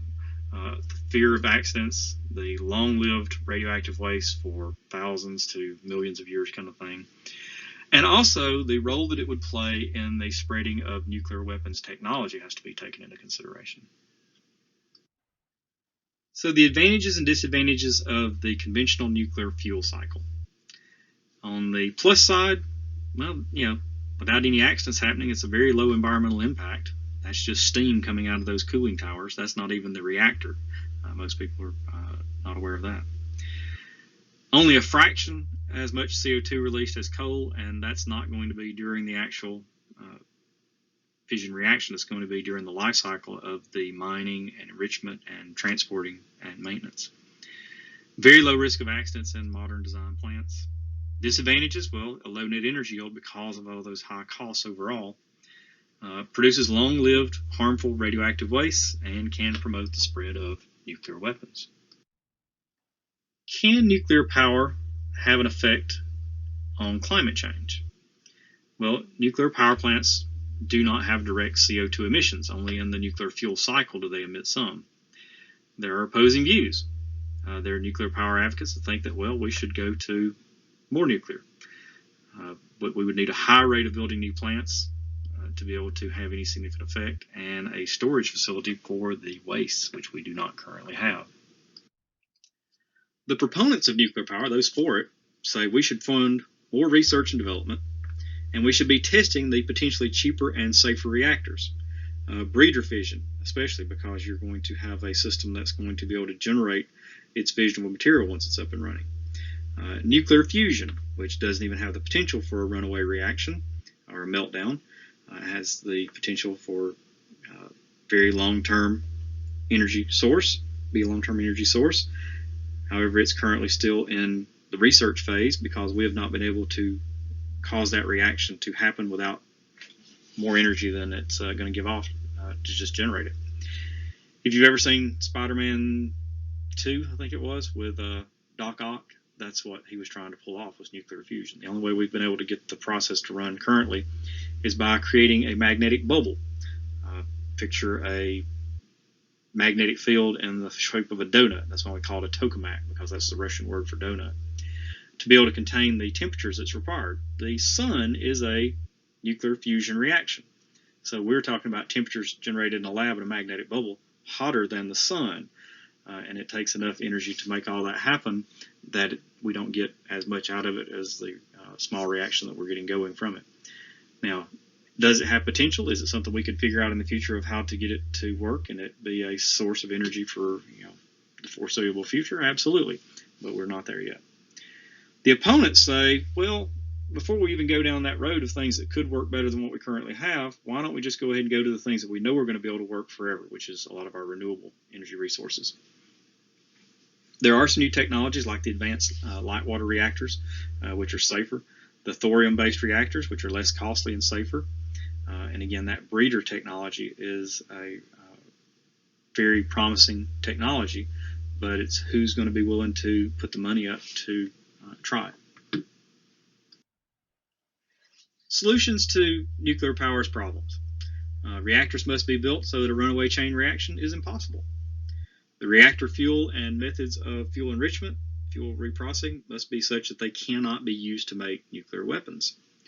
The spent fuel rods, the dismantled structures, all must be easy to dispose of without it being a problem for generations to come. We must take the entire fuel cycle into account. Nuclear power must generate a net energy yield high enough so that it doesn't need government subsidies or tax breaks just to compete on the open marketplace. And again, the entire fuel cycle must generate fewer greenhouse gas emissions than other energy alternatives, or it's not going to be of benefit. In 2011, the Fukushima nuclear power plant in Japan had an issue due to an offshore earthquake generating a tsunami. Again, it was human issues human factors that caused the overall problem. They didn't have a, what are the worst case scenarios deal in their plan. And what had happened was they had seawalls to prevent, water from, they knew storms would happen, but they had not taken into account, a large storm, I guess, or a tsunami. And it turned out those seawalls were just inches too short. So that when the water went over the seawall, they had no plan for what if that happens. The water then flooded the pumps. And you can imagine, electrical motors and pumps being flooded, what happened? So with the pumps not able to run the cooling water where it needed to go, you ended up with a significant problem with this power plant that will be faced for a long time to come. The world's worst nuclear power plant accident occurred in 1986 in Ukraine. This was when it was still part of the Soviet Union, happened in spring of that year. It was caused by poor reactor design and, again, human error. By 2005, 56 people had died from the radiation that day. There were several who died the day of the accident just directly from burns. 4,000 more are expected to die from thyroid cancer and leukemia. The area has been evacuated and left as such for ever since.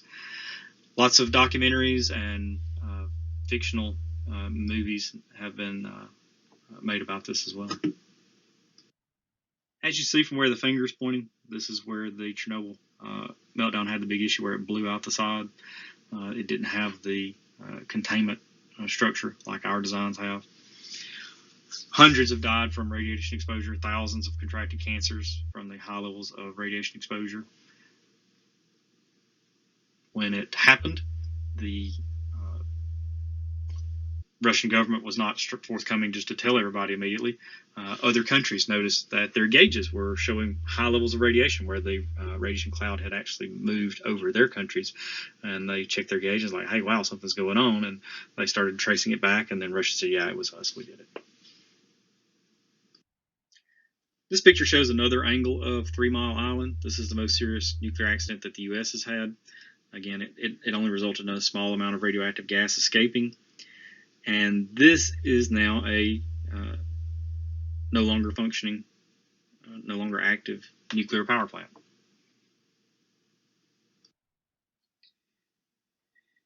As stated earlier, nuclear fusion is when two isotopes are fused together to form a heavier nucleus. It does release a huge amount of energy, but currently we've not figured out a way to get it to work without using almost as much or more energy to start or cause the reaction to take place. So the technology is very difficult to develop. There is research ongoing, and it could possibly be a energy source for years to come if we can figure that out. So what's the big idea? A key factor to consider in evaluating the long-term usefulness of any energy resource, again, is back to that net energy yield.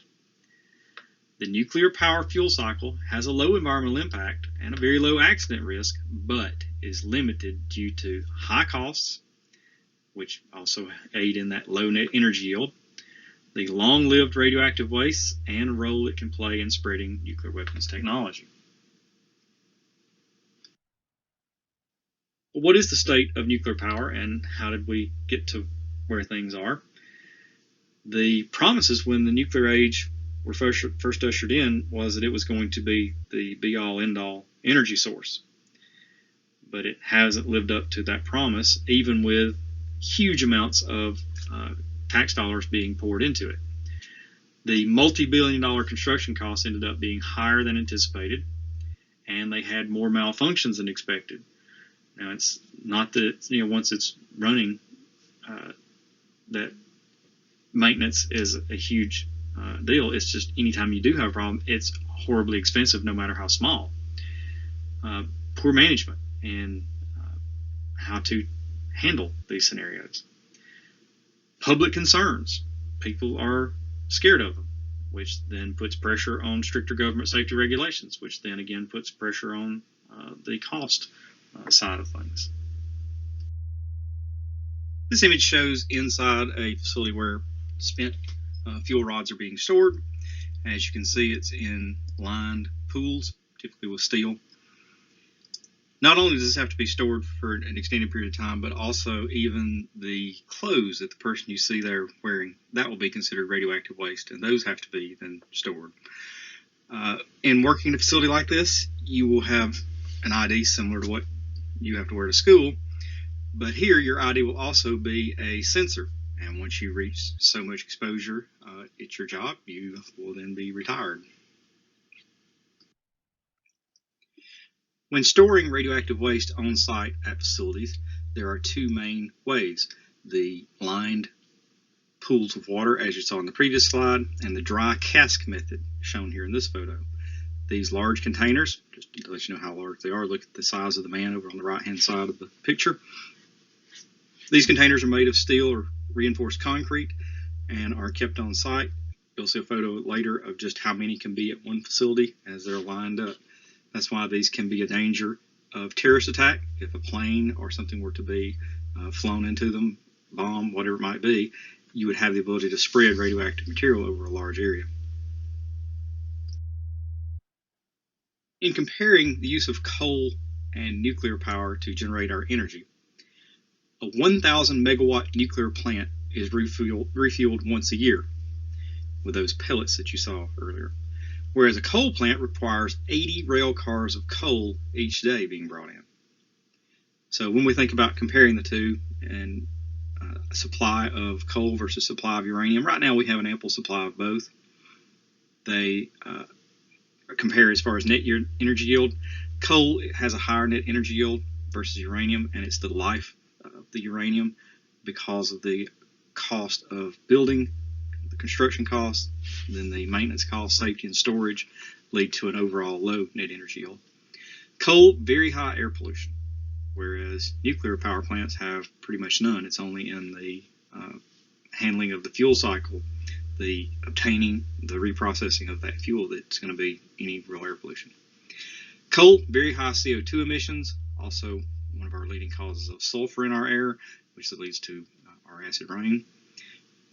Again, practically no CO2 emissions from a nuclear power plant. It's going to be through the fuel, obtaining the fuel and then reprocessing. A nuclear power plant is not going to take up as much land, not only in the size of the plant, but also in the obtaining of uranium. Do not have to mine as much of it as you do of coal, so there's a high land disruption and surface mining for coal, and then high land use for the plant, because you are going to have the pollution controls of being able to clean up those gases, the scrubbers and the electrostatic precipitators, and then the material that those take out of the flue gases and the ash left over from the burning of coal. All of that has to be stored as well, so it takes up much more land. Now, coal generating our power has a lower cost, especially with the subsidies that they get. Even with the subsidies that are provided to the nuclear power plants, the cost is still high. Terrorists could attack nuclear power plants, not in turning it into a nuclear bomb, but in simply taking basic explosives, just something as simple as dynamite. And if you explode where we have all this radioactive stuff stored, you are going to spread it. You're going to release radioactivity into the surrounding area, maybe even water supplies. Also creating what's called a dirty bomb. A dirty bomb, again, is taking something as simple as a pipe bomb and wrapping it in radioactive materials, which are fairly easy to get. When you detonate that bomb, then you are going to contaminate large areas. When a nuclear reactor reaches the end of its useful life, the radioactive materials are going to have to be kept from reaching the environment for thousands to possibly even longer time frame, thousands of years to longer. There were scheduled by 2012, 228 large commercial reactors worldwide, 20 in our country, were supposed to be scheduled for retirement by 2012. Well, the reason being is the 40-year operating time frame was being reached by a lot of those. You go back, you see when most of these plants were being built. Well, as they inspected and did research and looked into it and debated, they decided that they were still capable of running. So they agreed to extend the license another 20 years out to 60 years. They were worried that aging reactors would be subject to the concrete being brittle, anything involving metal would be corroded, and it may not be able to function properly. Building more nuclear power plants is not going to lessen our dependence on imported oil. It's really not going to reduce CO2 emissions as much as other alternatives. That nuclear fuel cycle does contribute to CO2 emissions, whereas wind turbines, solar cells, geothermal, hydrogen, in other words, the renewables, are going to contribute much less. So we should just skip over trying to do better in nuclear and just go on to renewables. There's some disagreement about the best methods for long-term storage of high-level radioactive waste. The current best practice would be burying it deep underground. There's always someone who wants to say, why don't we just shoot it into space or fly it into the sun? Well, that's not realistic, especially if you think about what it costs just to get a rocket into space, much less all the way to the sun, but just getting something into space. On top of that, you need to realize that we've had 2 of our space shuttles and multiple rockets to blow up, either trying to exit our atmosphere or re-entering. If you had something carrying radioactive material, large amounts of radioactive waste, and it were to have an accident in our atmosphere and contaminate our atmosphere of the whole planet, well, hopefully you understand how negative that would be. So shooting it into space is not an option. Burying it in the Antarctic ice sheet. Well, people think, okay, there's not a population there. That's a place where we could put it. But that ice sheet is not stable and is melting at a tremendous rate and would end up putting this radioactive waste into the ocean. We could bury it in the deep ocean floor where it's geologically stable. Well, We, at one time, were doing so poorly with how we managed this. We were taking it in drums and just dumping it off the side of ships. And we do have areas where we know that's leaking. We do have fish that are tested that are testing very high for radioactivity. Or we could simply change it into harmless or less harmful isotopes. This can be done. We don't currently at a very high rate, but that is an option of something that could be done. You may think that The Simpsons is just a animated TV show. However, the people involved did know some history and know some science and realize that most of the nuclear accidents we've had were a result of user error. So Homer, who's not the brightest crayon and the sharpest crayon in the box, is the safety engineer at a nuclear power plant. Well, pros for nuclear power is it is a very rich energy source. Again, 1 gram of uranium-235 delivers as much energy as 3.5 metric tons of coal. Reactors can run for years without refueling, without being shut down, and they need little maintenance. However, when they do, it's usually very expensive. And again, no air pollution in the generation of power. It's in the life cycle of obtaining and using, and then the uranium and storing the waste, where we end up with some CO2 being contributed. We looked at the pros, the cons of radioactive or nuclear energy is producing the radioactive waste. There is no permanent long-term disposal site for our commercial nuclear waste. We only have maybe 100, maybe 200 years of uranium-235 left. That's why it's considered a non-renewable energy source. They are very expensive to build, into the billions of dollars. Minor maintenance problems can be very expensive to fix. People are scared of them. There are safety concerns, whether it be a terrorist attack or just an accident at the facility. People are concerned.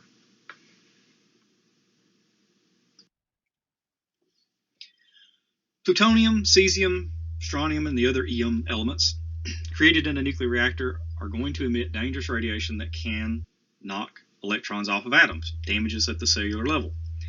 If you have damaged cells that then continue to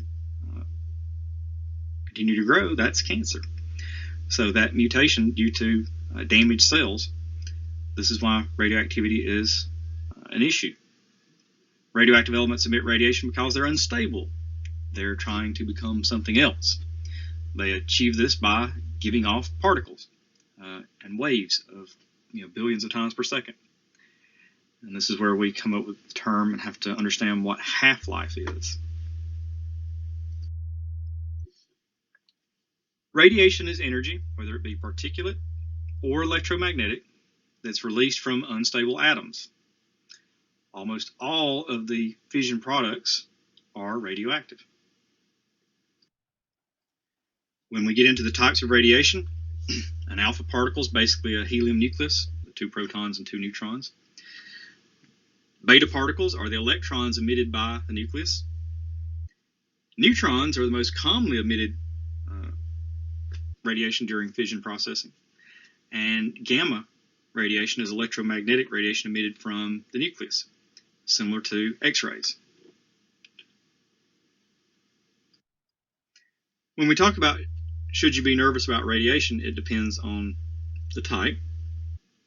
We are exposed to radiation all the time. We're in a constant radiation field. It's in the ground, the water, air, cosmic radiation coming in from space, especially if you're dealing with X-rays or any type of nuclear medicine where you're dealing with radioisotopes. And too much of it can be dangerous. And depending on the type again, gamma rays are not going to turn you into the Hulk. They're going to kill you or give you cancer that you still end up dying from. In comparing the penetrating power, the ability to actually knock electrons off, ionizing versus non-ionizing, alpha particles can be stopped by us. They're not going to penetrate very deeply into us. Beta particles can pass through. That's what we're getting into a little bit more. As you get into X-rays, not only passing through us, but into and through aluminum and some lead. Gamma rays, even more penetrating power, meaning a shorter wavelength, can pass not only through us, through also lead. And then neutrons have the ability to travel even deep into reinforced concrete. Just the normal background levels of radiation that you're exposed to a year can be anywhere from 150 to 300 millirems. If you work in a facility dealing with radiation, you have a limit of 5,000 millirems per year. An acute exposure, something happening going wrong, 50,000 millirems is going to actually change the makeup of your blood. Getting very high, 450,000 millirems, half of the people exposed to that are going to die without serious medical treatment. If you go above 700,000 millirems, it doesn't matter what we do, that's going to be killing you. 1 rem carries with it a 0.055% chance of eventually developing cancer. So the more rems you're exposed to, you have a greater chance of developing cancer. This is where we say sometimes that radiation is cumulative. The more you're exposed to, the greater chance you have of a negative outcome. That's what we say a risky behavior is. Storing radioactive spent fuel rods does present risks. They have to be replaced every 3 or 4 years. They can be put in those cooled water-filled pools or placed in the dry casts, but they're going to have to be stored for thousands of years and again are going to be vulnerable to terrorist attacks. Dealing with radioactive nuclear waste is a difficult problem. High-level radioactive wastes are going to have to be stored safely for tens of thousands of years, maybe even to the hundreds of thousands of years. Where are we going to put it? Again, we've talked about deep underground burial right now being the safest and cheapest option. But is any of that going to last long enough? All of our studies show that eventually anywhere we've put it is going to fail, whether it be from moisture, whether it be from flooding, whether it be from ground shifting, seismic activity, something happening. So we do not have a perfect place to put it. And again, shooting it into space, too dangerous, too expensive. The plans in the United States were to build a repository for this high-level radioactive waste and put it somewhere that it would meet as many of the check boxes as possible. And Yucca Mountain in Nevada, out in the desert, was chosen. Well, at a cost of $96 billion, it does have an issue with rock fractures, seismic activity, and a decrease in national security in 2 ways. One, you then have all of your radioactive waste in one spot, and you'll have it moving around your country as you're trying to get it all there. How do we deal with our old nuclear power plants? Well, when they're decommissioned or retired, they have to be dismantled. You have to have a way to safely store the radioactive material. You have to enclose the plant behind a physical barrier with full-time security until a storage facility has been built, and actually physically enclose the plant in a tomb and monitor that for thousands of years. So it's not like you just flip a switch, turn the lights off, and everybody goes home. It is going to continue to be a problem for a long time to come. You can see in this photo there are quite a few tons of spent nuclear reactor fuel here. This picture shows 11.9 tons in these steel cylinders behind glass walls at this facility in Idaho. As was referenced in an earlier slide, half-life. Every radioactive element has a half-life. That's the time it takes for half of its atoms to decay. It can range from a fraction of seconds to billions of years. Uranium-238 has a half-life of 4.5 billion years. The longer the half-life, typically the less intense the radiation. After 10 half-lives, an element is usually considered to be harmless. So if you were dealing with a chemical, you're dealing with anything, we talk about its half-life, means that after that amount of time goes by, half of the stuff is no longer radioactive or no longer active in the environment. So what is high-level waste? This is the most dangerous radioactive waste. This is going to be the spent fuel coming from the nuclear reactors, 52,000 tons of that. The liquid and solid waste from plutonium production, another 91 million gallons. Turkey Point is the nuclear power plant down in South Florida, south of Miami. This is the one where the American crocodiles just love to be around it. About 70% of the available storage space is now filled with those used fuel assemblies there. Again, the American crocodile was almost gone.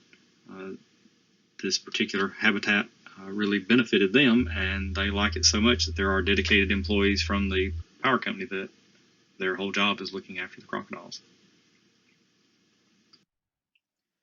Transuranic waste, this is going to be clothing of employees, maintenance, tools, any other materials that are going to be contaminated with plutonium, neptunium, and other man-made elements heavier than uranium. This is another 11.3 million cubic feet. Low and mixed low-level waste is going to include the radioactive and hazardous waste from hospitals, research institutions, decommissioned power plants, just knocking down the concrete that was surrounding. Turkey Point, again the one in Florida, produced annually on average about 2,500 cubic feet of low-level waste. This is at one power plant. This amount of waste could be contained.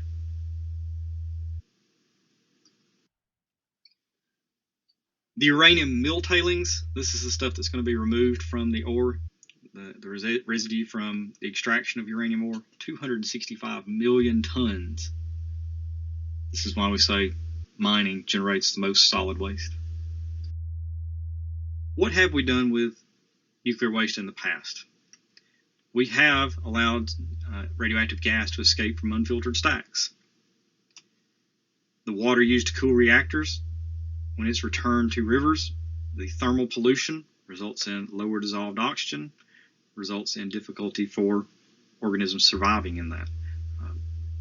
The change in temperature is considered pollution due to the fact that it is going to change what can survive in that body of water. That aquatic ecology is going to be significantly affected.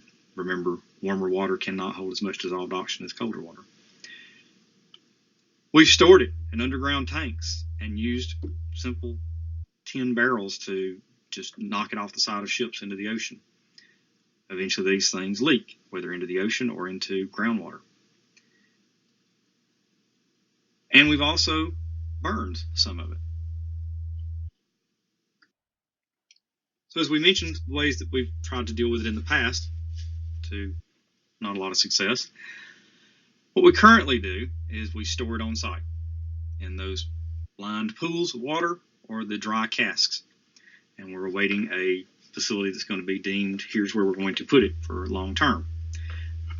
At the facilities where they're doing nuclear power, they are running out of storage of waste, running out of places to store the waste. This should give you some idea of the scope of how much is being stored on site. Those large dry casks that you saw, this can show you just how many of them are lined up at some facilities. This is in Paducah, Kentucky. A decision was made. They chose Yucca Mountain. Said, okay, this is going to be our long-term storage facility for all commercially generated nuclear waste in the United States. Yucca Mountain, Nevada. We're talking about 100 miles north of Las Vegas, out in the desert. It could have opened around 2010, but this has been delayed. The arguments are still going on, discussions as to whether or not this is going to be actually activated. At the time, it was ready or not, and they were going to start shipping the stuff, but it has been held up. Another image showing inside of Yucca Mountain. The site that was declared scientifically sound, technically suitable, is again about 100 miles northwest of Las Vegas. And they thought that, okay, it should work for about 10,000 years. Should be able to accept over 77,000 metric tons of nuclear waste before another site needed to be built.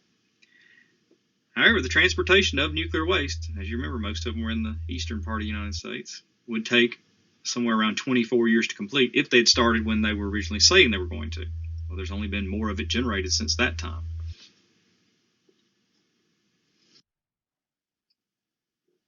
Most reactors lie to the east of the Mississippi River.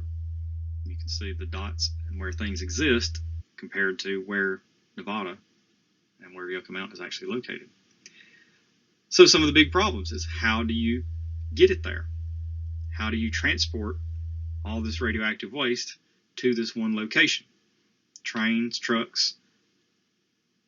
How often do they have accidents? That becomes an issue. Why do we have such structure to this facility? Why do we have things in such nice, neat places to where it's going to be deposited? Well, it's almost like the bank. You don't put the money in the bank without the plans to get it back out. We need to be able to remove it in case there is an issue and in case in the future we figure out something to do with it besides just letting it continue to be radioactive waste. So it has to be retrievable. It has to be able to be removed in case it needs to be put in another storage facility or if we figure out something else to do with it. Turns out that Yucca Mountain is quite possibly the most studied geological feature anywhere.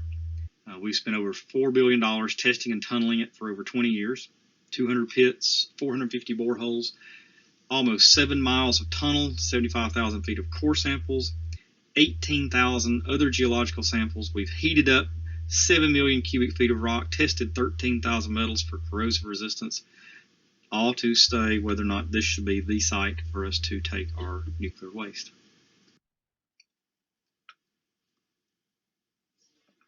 In doing so, the study of Yucca Mountain involved computer models, calculating as many variables as possible. Well, how faithfully can a computer model simulate events that haven't happened? Every model shows that Yucca Mountain will be stable for a significant period of time, so it is a place where we can store this waste. However, every model has failed. Yes, eventually it's going to fail. Whether the radiation is going to leak into groundwater after several half-lives have passed, maybe it's leaking material that's not as hazardous or non-hazardous. It's just a matter of time until it fails. The seismic activity, a flood, something in every computer model eventually happens. It's just a matter of time. Hopefully, the peak dose of radiation would be negligible at that time. The model also takes into account misfortune such as earthquakes, volcanic eruptions, even drilling by dim-witted humans.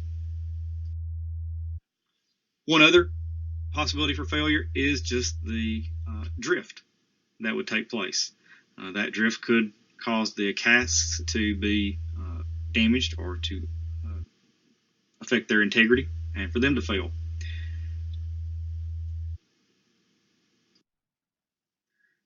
A couple of interesting graphs showing Yucca Mountain long term. The studies show that within 300 years, Yucca Mountain is expected to be sealed, and the decline from radioactive decay to a much lower rate. That the hope is that after 10,000 years, we will have figured out what to do, that everything will still be great.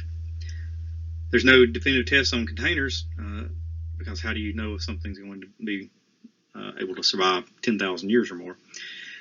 And even if we go out into very far out, based off half-lives, how much radiation would people living near Yucca Mountain receive? Well, when containers fail, those radioactive elements are going to work their way into groundwater and anybody who's using it.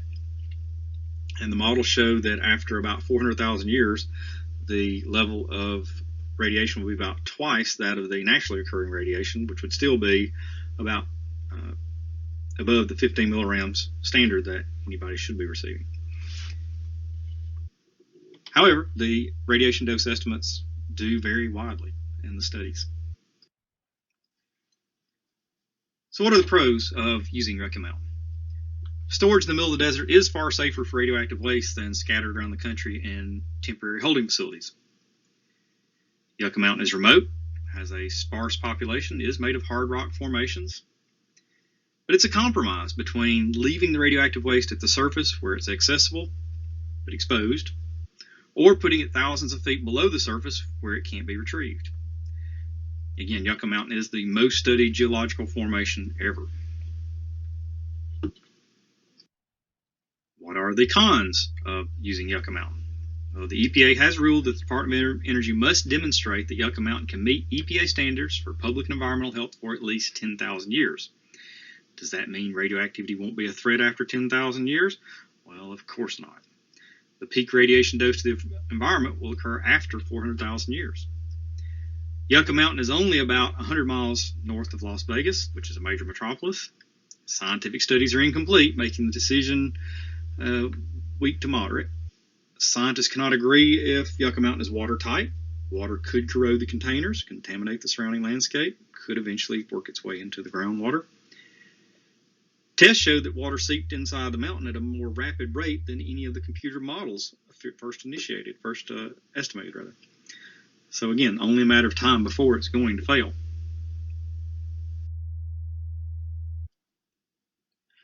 Continuing with cons concerning transportation of nuclear waste, it would result in mobile Chernobyls. You would have to carry 154 million pounds of radioactive waste throughout our country, getting it from mostly the east to the west. If we had started in 2010, it would have taken 175 train and truck convoys filled with nuclear waste passing through counties where more than a third of the United States population lives. If an accident occurred en route, nuclear fallout could kill thousands. These traveling convoys would, of course, become terrorist targets. If we take into account current mishap rates for trains and trucks, it would suggest that there would be nearly 100 rail accidents and 1 or 2 truck accidents over the 24 years that Yucca Mountain would be accepting waste. Now, when it says no harmful radiation is likely to leak in those accidents, it's because of the design of the transport containers, supposedly designed in such a way that a leak would be like less than 1 in a billion shot. About 6.5 million pounds of waste would be hauled 1 million miles by trains, another 100,000 miles by trucks each year for 24 years through 45 of our states. Still, some politicians are in favor because it would get the stuff out of their backyard. So you can see where some of the issue came up with NIMBY. Of course, Nevada does not want it in their backyard. So this is where the discussion is. How do you decide where to store it, on site, or picking somewhere to put it? How do you tell those people, well, we're going to dump all of our nuclear waste on you? What are some alternative solutions? Well, today's inefficient reactors burn only about 3% of uranium. The other 97% is declared spent, fit only for Yucca Mountain. New fast reactors promises to burn 99.9% of fuel, creating a residual that would only be harmless, be harmless in only 300 years, rather. Not even Homer Simpson could melt down a fast reactor. The solution will take at least 10 years and $2 billion in federal funds to make that happen, though. So the discussion leads to who's going to put up that $2 billion on something that may or may not work. Would you rather build a Yucca Mountain every 50 years or so, jeopardizing the future of mankind to continue on the current path? Or perhaps you would want to just chuck everything nuclear and put your money on something that we know works and is going to work from now on, which would be the renewables such as wind or solar.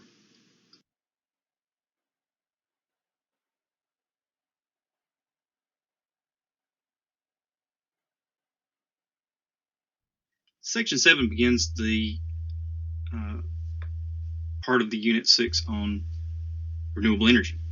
The first one we talk about is biomass. The description is any type of organic matter, whether it be forest products, crop waste, animal waste, people waste, that can be used to produce energy.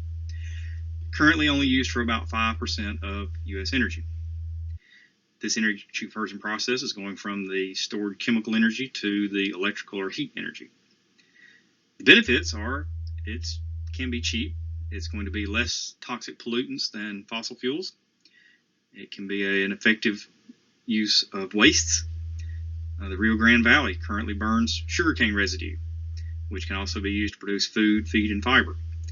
This is done quite extensively in South America. The problem is they cut down rainforest to plant sugarcane. The cost of using biomass, we don't have all the technology needed to use this well because you are burning things, which means you're going to have emissions. You are using up land that could have been used for crops or rangeland, so it's not useful in every location, and again, there is some pollution produced.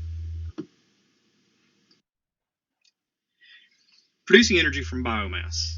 Plant materials and animal waste can be burned to provide heat or electricity or converted into gaseous or liquid biofuels.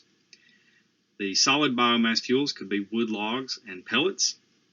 Charcoal. It's not surprising sometimes that people are confused on what charcoal is. They think that it is coal. It is not. Coal, again, is the remains of vegetation that's been under heat and pressure for millions of years. Charcoal is simply wood that's been burned in a low oxygen environment, and then we use it to put in our barbecue grills, that kind of thing. Some areas of the world, though, charcoal is used for heating and cooking. Agricultural waste, whether it be the stalks and other plant debris from something we've harvested. In timbering wastes, the branches, the treetops, wood chips, things that weren't used for whatever they were being harvested for. Animal waste, dung, whether it's coming from chicken litter or from feedlots. Aquatic plants, kelp and water hyacinths can be used. And then in urban waste, paper, cardboard, other combustible materials. And these things can be considered renewable as long as you are replanting and growing more faster than you are using them up for energy.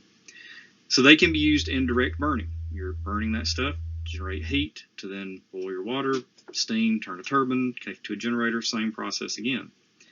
They can also be converted to gaseous and liquid biofuels. The synthetic natural gas, that biogas, back down to hydrogen and carbon monoxide again, can come from several methods. One, again, the gasification. Liquid biofuels, ethanol typically coming from plant-based material, methanol coming from woody-based plants. Gasohol is when you're taking ethanol or methanol, but typically it's ethanol being mixed in with gasoline to make it go further and also burn a little cleaner. And biodiesel are examples of liquid biofuels. In our country, I would say the majority of us are accustomed to, or even go so far as to say spoiled, that when we get up in the mornings, we flip light switches to turn on appliances, to have lights. We have our homes heated, cooled. We have food waiting in a refrigerator. We have microwaves to heat it up. We have hot water coming out of our taps. But that's not true of everywhere. There are still millions of people every day who their first activity is going to be gathering wood. That's why it's referred to as fuel wood, because it's their fuel, it's their energy source that they're going to use to heat their homes, cook their food, boil their water before it can be used. And the scarcity of fuel wood is going to cause people to go to extremes. In the picture here, you see them taking all of the cow dung and forming it into briquettes that are then going to be used to fire their stoves, their whatever it might be. You can imagine the smell if you're cooking dung in that process. Also, look at the amount of these things stacked up and just process how many nutrients are being taken from the soil in doing this. It's not going to be serving a purpose for the soil. You're robbing it of nutrients, so you're not going to be able to grow anything for more wood in this area or have grass for the cows to eat to produce more dung. So as we review the advantages and disadvantages of solid biomass, in some areas of the world there are large potential for supply and would have moderate cost and no net CO2 increase if harvested and burned sustainably, meaning that the product you're harvesting is going, as it's growing, is going to be taking CO2 out of the atmosphere, and then when you burn it, you're putting it back, so you're not changing dramatically the carbon cycle. Plantations can be located on semi-arid land not needed for crops. Some plantations can be used to help restore degraded lands, and you can make use of agricultural timber and urban wastes. It is odd to process that there are places in Europe that have done such a good job of keeping their country clean, but their energy is coming from burning waste that they have to then turn around and buy garbage from other places to have enough to generate their energy. Disadvantages? Well, if it's not harvested sustainably, then you are getting into non-renewable territory. It can have a moderate to very high environmental impact as you are cutting down other things to have your plantation of what you're using for your energy source, or you're just removing everything to have energy sources. Carbon dioxide emissions, if it's harvested and burned unsustainably, you're depending on a low photosynthetic efficiency. Soil erosion, water pollution, loss of wildlife habitat can all be a negative. You could be competing with cropland. You could be competing with rangeland. And a lot of times this burning takes place in inefficient and polluting open fires and stoves rather than being a self-contained power plant with emissions controls. There's several definitions of alternative fuels. The definition found here says any fuel that meets certain emission standards. In other words, they give off a certain amount of pollution or less. Others will use the term alternative fuels to mean something besides fossil fuels, while yet others will refer to alternative energy sources as those that are still in development, still in the research stage, have not been fully implemented, theoretical, that type of thing. Biofuels are an example of biomass, and as you see this chart showing oil yield in gallons per acre, turns out that the one we do the most of in the United States is the least efficient. Corn only yields about 18 gallons of fuel per acre, whereas some algae can generate 10,000 gallons per acre. And you see the other things in between there. Some of the laws involved in this area: the Clean Air Act amendments of 1990, the Energy Policy Act in Texas of 1992, showing that for a couple of reasons, that other states do take it upon themselves to try and have policies regarding energy and pollution and those related topics. Whereas Alabama, we have only one energy efficiency or renewable energy in our tax code. You get a break if you put in a wood-burning stove. Some examples of alternative fuels: biodiesel is made of vegetable oils and alcohols. It can be expensive. Just diesel can be cleaner than normal gasoline. It's being more refined. Biogas is a byproduct of decaying vegetation. This is going on some cattle ranches where they use all of the cow poop, put it into a digester, and the methogens, the bacteria that are breaking that stuff down, the methane that's going to be collected, can then be used just like natural gas can be used to run a power plant. You can generate enough electricity to then have your cattle ranch off the grid and possibly even provide to neighbors. And then hydrogen. Hydrogen is expensive, and we need more technology for it to be implemented, and we will discuss that more. Converting plants and plant waste to liquid biofuels. Motor vehicles can run on ethanol, biodiesel, methanol, which can all be produced from plant and plant waste. The major advantage would be crops can be used for production can be grown almost anywhere. There's no net increase in CO2 emissions, and they're widely available, can be easy to store and transport. Crops such as sugarcane, corn, switchgrass, agricultural forestry, and municipal waste can be converted to ethanol.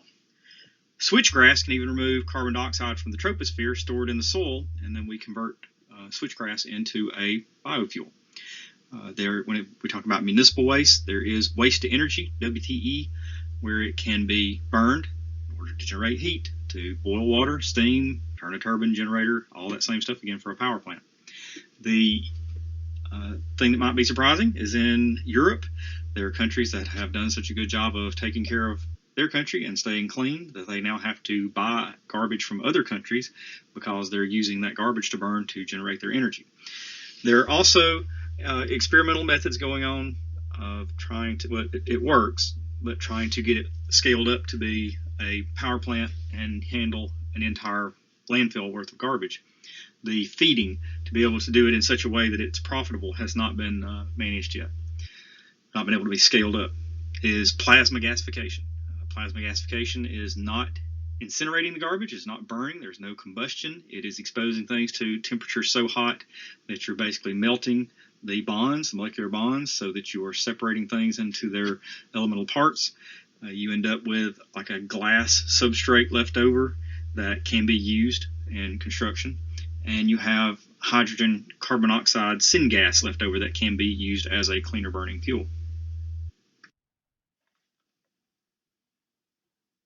If you're only using 10 to 23% pure ethanol added to gasoline, that's gasohol, which can be run in conventional motors. If you're moving up to E85, that's 85% ethanol. That's only going to work in flex fuel vehicles. And if we processed all the corn grown in the United States into ethanol, it would cover only about 55 days of our current driving habits. Biodiesel is made by combining alcohol with vegetable oil made from a variety of different plants. If we decided to go more into biofuels, we could end up competing where we don't need competition. We could end up growing crops for biodiesel, which could lead to deforestation, could lead to competition for cropland, rangeland. Methanol is made mostly from natural gas, but can also be produced at a higher cost from CO2 from the atmosphere, which could help slow global warming. It can also be converted to other hydrocarbons to produce chemicals that are now made from petroleum and natural gas. This is one of the issues of going completely away from the hydrocarbons, is they're not just used for fuel. We are also making a lot of other products from them. Ethanol and methanol are not as efficient as current gasoline.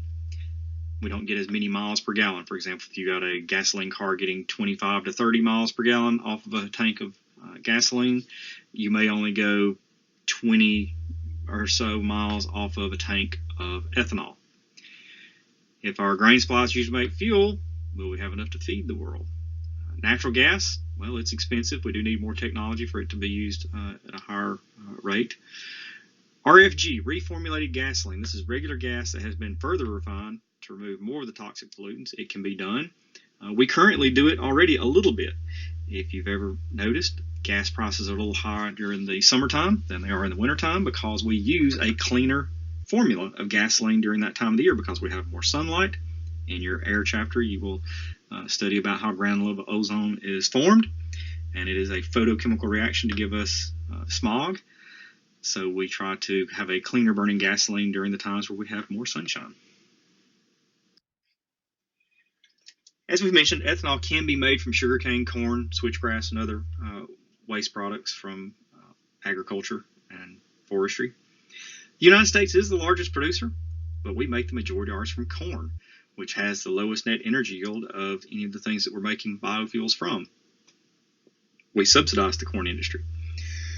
Brazil is second, but theirs is coming mainly from sugarcane, which has a medium net energy yield. But they took down tropical rainforests for most of the areas that sugarcane is being grown. There are places that they have cut down so much of the rainforest that they have removed transpiration from the water cycle. And there are areas in South America now that are not getting rain, don't expect to get rain again, and that's going to put large populations of people having to move elsewhere for resources or having to divert water from somewhere else to be able to survive in those areas. And we can also produce ethanol from cellulose. Propane is the most usable form of an alternative fuel. It's not as efficient in miles per gallon again. You can see anywhere from buses in mass transit to forklifts at the local big box store running off of propane. You may have a grill at home that you're using propane for. Syngas, again, is the man-made gas of hydrogen carbon monoxide. It does work, but we've not been able to do it on a large scale as of yet. Summarizing ethanol, advantages and disadvantages. It does have a very high octane. There is going to be some reduction in CO2 emissions. High net energy, especially from bagasse and switchgrass. You're definitely going to have reduced carbon monoxide emissions. It can be sold as gasohol to make gasoline burn a little cleaner and last longer. And it can be potentially renewable as long as you're not harvesting it faster than you can replace what you've used. You're going to need a larger fuel tank to go as far or live with a lower driving range. We're making a lot of it from corn, which has a low net energy. Much higher cost. Corn supply is limited. We can't just grow corn on every inch of land. And then you end up competing with growing food on cropland or rangeland. Going to have higher nitrous oxide emissions. It can be corrosive and can be hard to start in cold weather. Advantages and disadvantages of biodiesel. Yes, reduced CO emissions and CO2 emissions by 78%. Reduced hydrocarbon emissions. Can get better gas mileage up to 40%. Very high yield for oil palm crops, But that has some large negatives because a lot of our palm plantations have come from stripping off rainforest and destroying habitat. It goes even further of the animals that were trying to live in those areas, that if they ever move into the palm trees, then the palm plantations will just shoot them out of the trees. One in particular is the orangutans. Only a moderate yield if you're using rapeseed, and it can be potentially renewable again. Disadvantages, well, slightly increased emissions of nitrogen oxides, higher cost than regular diesel, a low yield for soybean crops. Alabama is a large producer of soybeans. Again, can compete with growing food on cropland and rangeland. You're going to lose or degrade your biodiversity, especially when you have these big crop plantations taking over. And again, this one can be hard to start in cold weather. Methanol, the advantages and disadvantages. Again, higher octane, some reduction in CO2, lower total air pollution. Can be made from natural gas, agricultural waste, sewage sludge, garbage, CO2. Agricultural waste from cattle farms, the poo can actually be digested by bacteria to generate enough fuel to run a power plant. It also can be used to produce the hydrogen for fuel cells. Again, you're going to need to live with a shorter amount of miles you can drive or get a larger fuel tank. Can be tough on engines that are going to have a lot of rubber gaskets and that's plastic parts in them, that sort of thing in the engine system. High CO2 emissions if it's made from coal can be expensive to produce and again can be harder to start in cold weather. In the picture here, again, I've got the palm plantation shown. If you are interested in where palm is going, it's in a huge percentage of your food. Just try and go to a grocery store and find something like peanut butter or tons of things that don't have palm oil in it. But it's pretty easy to search around online and find very reputable websites that will tell you here are the companies that are trying to do a good job of obtaining their palm oil sustainably, and you can feel a little bit better about which products you're buying. Advantages of liquid biofuels, yes, reduce CO2 emissions for some of the crops, a medium net energy yield for biodiesel, and ethanol when they're coming from palm and sugarcane. The disadvantages, again, you're competing with food, cropland. Fuel crops can turn out to be invasive species and then take over from the endemic species. Low net energy yield for corn ethanol and for biodiesel from soybeans. And you can get higher CO2 emissions from corn ethanol sometimes. This basically is tied to an FRQ question that we had one year on the AP exam, in that one of the potentially correct answers for obtaining points on that question was to talk about the cost of food could go up if we start using that product as an energy source as well. Section 8, using renewable solar energy to provide heat and electricity. A variety of renewable energy resources are available, but their use has been hindered by a lack of government support compared to non-renewable fossil fuels and nuclear power.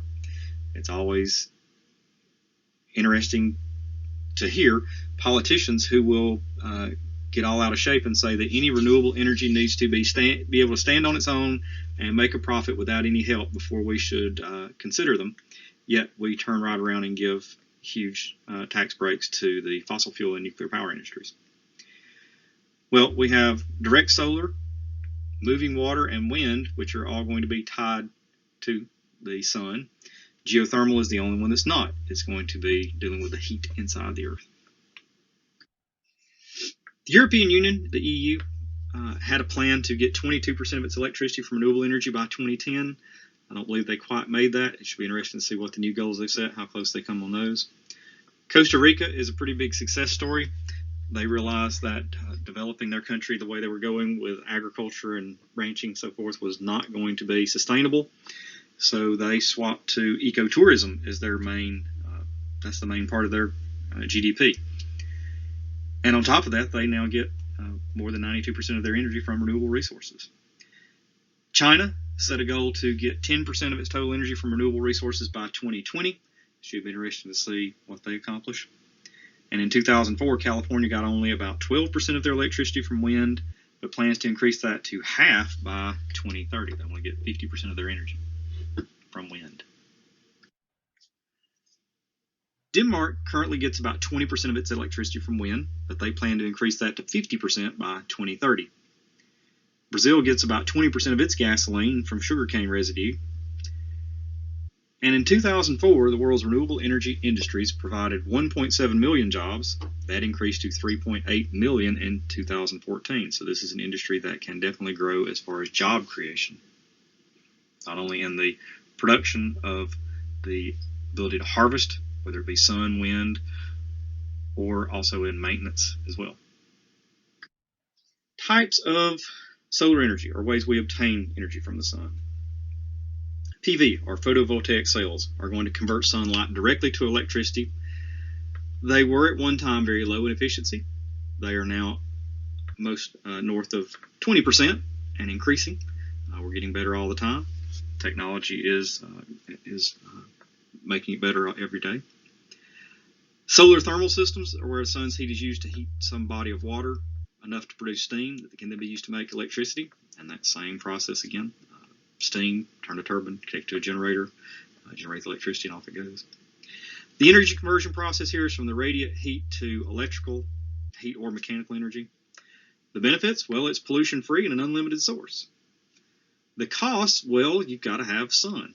It's not very useful at night or in cloudy areas, and we don't have the technology sometimes to use it as efficiently as we could, but getting better all the time. There are new releases just from the last few days where we have now the ability to collect at a greater rate and store. That's one of the big issues we'll talk about more. As you can see what a solar cell looks like, at one time they were large glass boxes that kind of sat on a roof, and people didn't think that they looked very good. They were against them because they didn't want their neighborhood to have somebody who was different than everyone else. They thought it might hurt their property value. So they were not allowed in neighborhood covenants. Well, they've gotten better and better. This is not the best picture here, but if you see the one where it says solar shingles there, you can see that one shows where they can be blended in pretty well. The metal roofs have now ability to almost put it down like a sticker in between the grooves. They don't even have to be wired together. They just have to be touching one another to conduct. So we're getting better and better with them all the time. Tesla just came out with a new roof that you do the whole roof with it in shingles, and it looks pretty much like a normal roof, yet the whole thing is generating electricity. There are companies that make films that go on your windows of your buildings or your home that can generate electricity, yet you can still see through them. They also cut down on the amount of UV light that would be coming through that would heat up your house or fade your carpet or your curtains or those things.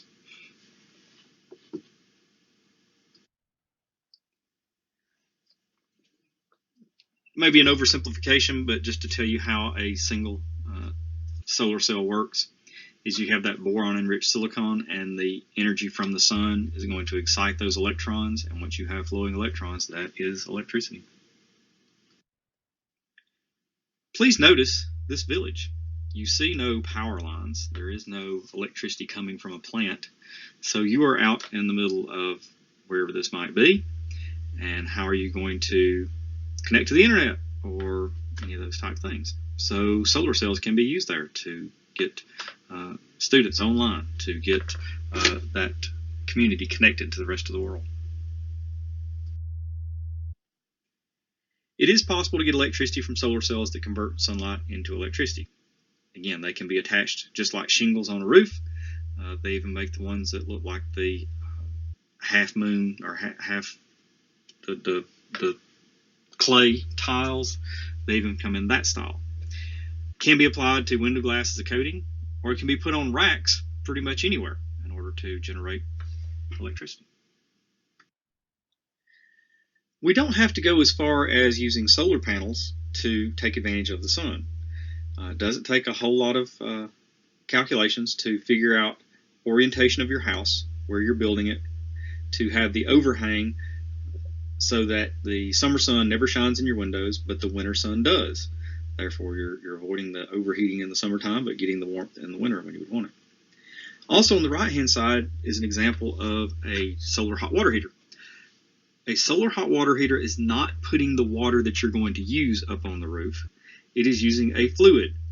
That fluid is going to be circulated around the water that you're going to be using, never coming into direct contact as far as the liquids, just the heat is going to be exchanged through that heat exchanger. So this fluid goes up on the roof, it's heated up by the sun, it comes down and circulated around the water that you're going to use, and then you have hot water. It works very well. It can even be run through radiators to help heat the house. The solar hot water heaters are going to cut down what is one of the largest sources of energy consumption, one of the largest consumption sources that your house has. Heat pumps, heating and cooling the air in your house is usually number one. Hot water heaters are usually not far behind. The solar hot water heaters do a very good job. One of the drawbacks is the initial cost up front, because most utility companies will offer you free electrical hot water heaters, or if you're swapping to a gas company may even let you have a gas hot water heater. So it's difficult to compete there on price. But as far as your power bill over time, they're going to be much better.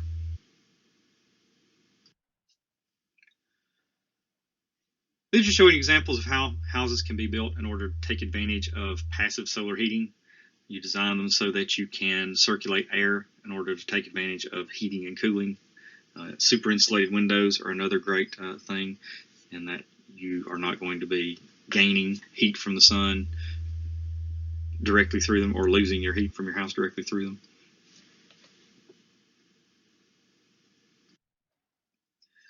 So trade-offs between passive and active solar heating, advantages and disadvantages. Well, it's free. The sun shines, a lot of the time. The net energy is moderate for active solar heating, very high for passive. Can be very quick installation, no CO2 emissions, very low air and water pollution, pretty much no land disturbance because we can put them on windows or roofs of existing structures. There is a moderate cost for passive to design things correctly, and then cost for active can be high. But you need to be able to access the sun 60% of the time, so that's going to limit which latitudes are going to be best. It's also going to take into account shading. You need to have access to the sun for a majority of the day. It can't be blocked by other buildings or by trees or whatever it might be. You're going to have some sort of storage system. If you're collecting heat or if you're generating electricity, you need somewhere or another to store, because there will be times where the sun's not shining or it's dark altogether. Active systems are going to need maintenance and repair. They're not a lifelong panel. They do lose efficiency over time. And some people feel that the active collectors can be unattractive. They are getting more and more seamless every day. In other words, they just blend right in and look like something that we already have. In principle, the two pictures are trying to accomplish the same thing, but what they're doing with them are significantly different. The one on the left looks like one of the old ancient satellite dishes, when you had to put one of those in your yard to pick up satellite TV. It's been lined with mirrors that are all focused to one central point, and you can rotate it so that it's always obtaining as much sun as possible, and it will absolutely focus enough energy onto that pan that you can fry and cook whatever you need to. On the right-hand side, that collector is collecting sunlight and focusing to one point, and I think it's something like 20,000 degrees it can heat water to in an instant, so that you're able to boil that water, steam, back to running a power plant again.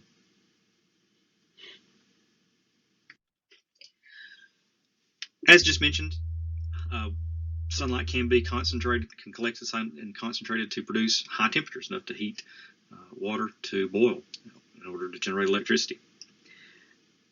1% of the world's deserts could supply all of the world's electricity. However, it would require large amounts of water for the cooling, which is going to involve lowering our net energy yields as well. Two different systems here of collecting sunlight. The one on the right, all those mirrors are tracking the sun to focus it all to that one central location. The one on the left, they are all panels that are all generating electricity on their own and then transmitting it to one grid. The ones on the right, this type of system, the mirrors are going to be set up with trackers. They're actually going to follow the sun so that they're always getting the optimum amount. We've done this with mirrors We've done it with solar panels to track sun and moon. There are cities where they will use mirrors to track the moon to direct it down into streets so that there's not as much need for electricity to light up parks or streets, that kind of thing. Advantages and disadvantages of solar thermal systems. Very high potential for growth, to create jobs, to grow that industry, to cut back on our energy use. No direct emissions of CO2 and other air pollutants. In the construction costs, there might be some. In constructions, there might be some. Manufacturing. Lower costs, especially if you have natural gas turbine backup for when the sun's not shining, or you have storms, or you have whatever that you're not able to generate as much electricity with your solar collectors. And again, a source of new jobs. Disadvantages, low net energy and high costs. You have to have that backup system. If we had the ability to store large amounts of electricity now, we would be going more and more to this in a faster clip than we are. And you can disrupt desert ecosystems. They are fragile ecosystems. Even though you may think of it being nothing but sand, that is not true. Not every desert is sand. They're not all hot either. There are cold deserts. There are very colorful deserts with lots of things growing there. And when they are disrupted, they are not able to repair themselves very easily. This is true of the tundra ecosystems as well. So why aren't we all using solar cells to generate electricity? Well, first of all, the biggest hurdle is cost. They are expensive to have installed. You need to be in an area that's getting plenty of sun, especially sunny desert areas. Fossil fuels are still going to be used in the manufacturing process, and most solar cells are going to contain toxic materials to the point that you couldn't just, you don't want to just throw them away. Of course, costs could drop with mass production, and designs are improving all the time. And if our government would offer subsidies or some sort of incentive, tax break, those sort of things to encourage use, it would increase. I would ask that you spend a moment or two looking into some of the things that are going on that are keeping us from using more solar. I'll try not to throw in my opinion here. Biggest thing to notice about this slide in showing the total cost of electricity from different sources, in other words, the United States cents per kilowatt hour, you can see that wind is at the top and still is and has room for improvement. Solar cells are doing much better than this chart.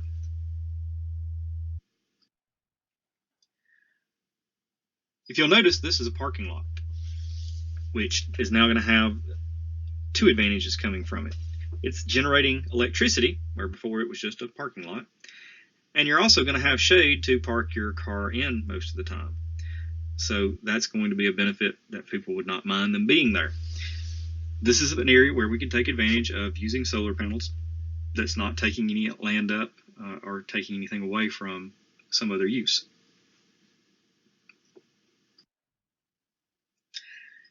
And again, the summary for solar cells. Advantages and disadvantages. Well, advantage, the medium net energy yield, little or no direct emissions of CO2 and other air pollutants. Pretty much the only thing that's ever going to occur is in the manufacturing process. They're fairly easy to install. You can move them around. You can expand as needed. And the cost is always coming down. The efficiency is going up. The installation options are increasing as well.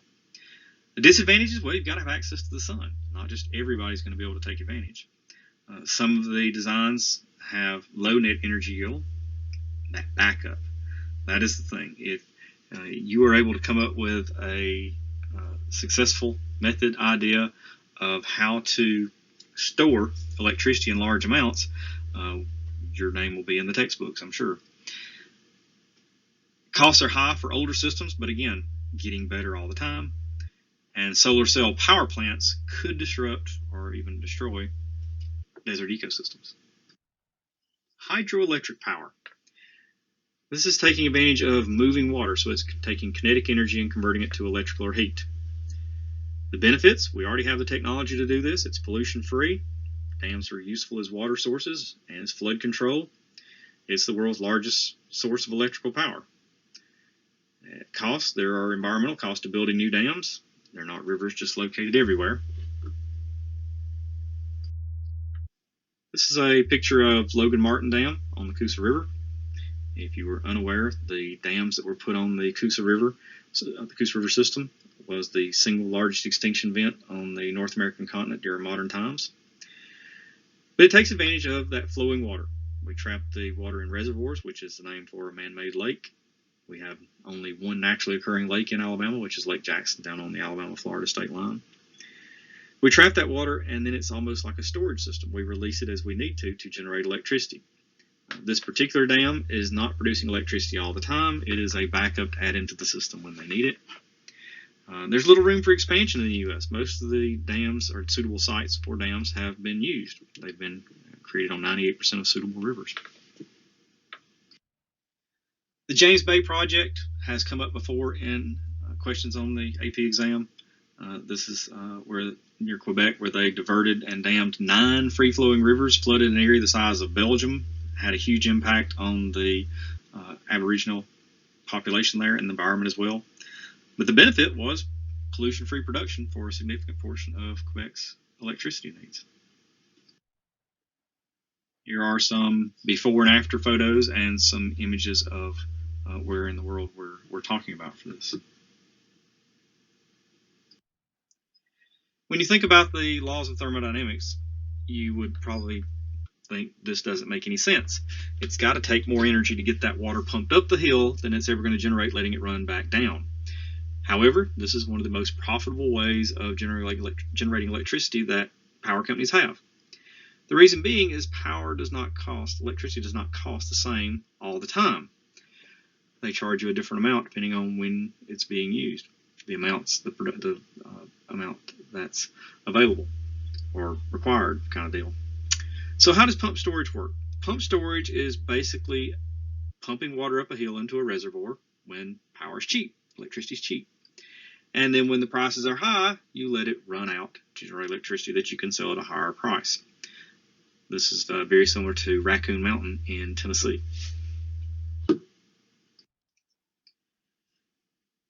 When we talk about large-scale hydropower, we're thinking about some of the big dams that we know of, and you've studied in your books. I'm sure you've looked at the Three Gorges Dam in China. You've probably been looking at some of the dams that are in South America. I think some of those have even passed Three Gorges as far as capacity. Very, very large dams, huge amounts of water passing through them, but they have advantages and disadvantages. Advantages, well, moderate to high net energy use can be very high in efficiency, upwards of 80%. Large untapped potential in some areas. Low-cost electricity can have a very long lifespan. The dam right here that I showed you the picture of on Logan Martin was built in '64. No CO2 emissions during operation in temperate areas. Can provide flood control below the dam. Can keep water in one place so that you have it there for irrigation. And it's also used for fishing, recreation, tax dollars. Property values go up when you have a house on the lake versus one that's not on the lake. Those taxes are going to be more because the value of the house is going to be more. Property is going to be more. Disadvantages, well, it can cost a tremendous amount of money to build some of them, and then they have to have maintenance as well. Very high environmental impact because there are going to be things that were forest, maybe farmland, maybe homes, whatever, that are now going to be underwater. In tropical areas, you can have very high CO2 and maybe even methane emissions from biomass that's going to decay and build up. You can flood those natural areas behind the dam, converting land habitat to now lake habitat. You're altering a river system into now a hybrid where it's not really a free-flowing river. It's not really a standing all the time lake either. You then create the potential for danger downstream. If the thing is to fail, then you're going to flood the people downstream. You're going to uproot people upstream. You're going to decrease fish harvesting below the dam. You have the single greatest extinction event in modern times on the North American continent when we put the dams on the Coosa River system. You can also decrease the flow of natural fertilizer. The silt that's distributed naturally is no longer going to take place in the same way. You can have the Three Gorges Dam, you can add disadvantages to it. It was built in an area of seismic activity, already has cracks in it, so that threat downstream is definitely real. You can also have the buildup of sediment behind the dam to the point that it can't flow or generate electricity anymore. This is also another thought of what could go wrong with the Three Gorges Dam. Renewable energy and alternative energy. Sometimes alternative energy can refer to those things that are still experimental. They are being looked into, but currently not being fully implemented. And we're starting to look at some of in that arena. Tidal power, it's converting, again, kinetic energy into electrical. It is pollution-free, can be cheap, can be renewable.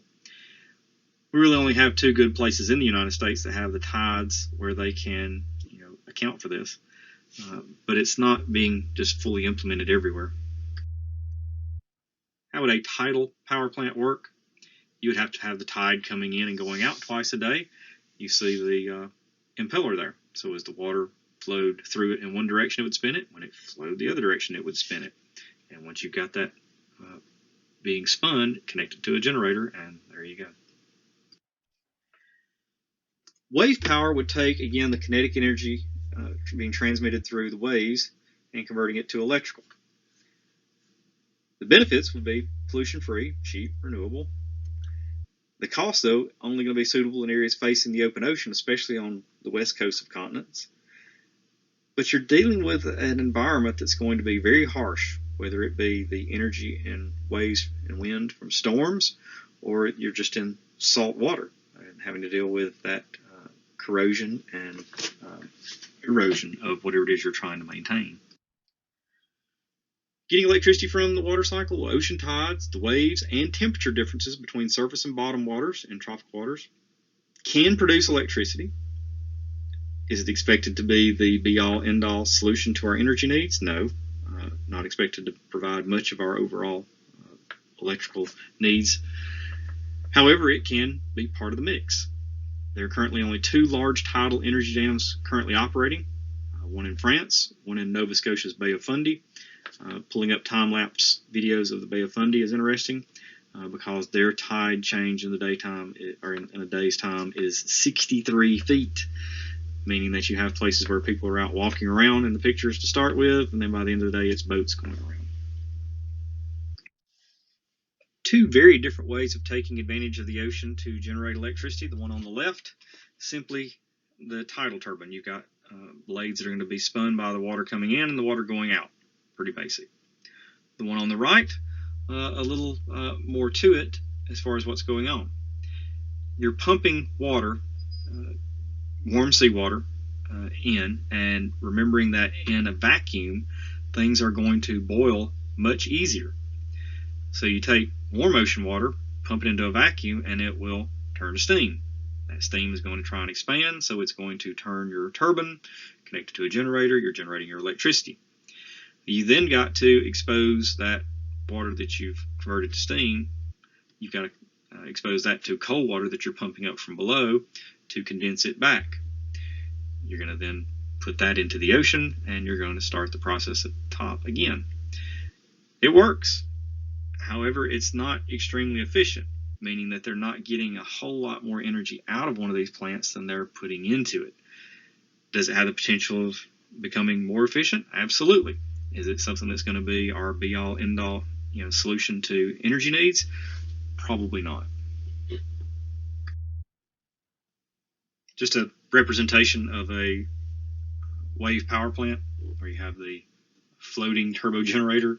You have these vanes that are going to be able to have energy converted from waves going in and out.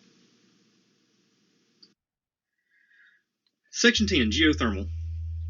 This is heat from deep within the earth that we use to produce electricity, or we use to run a heat pump.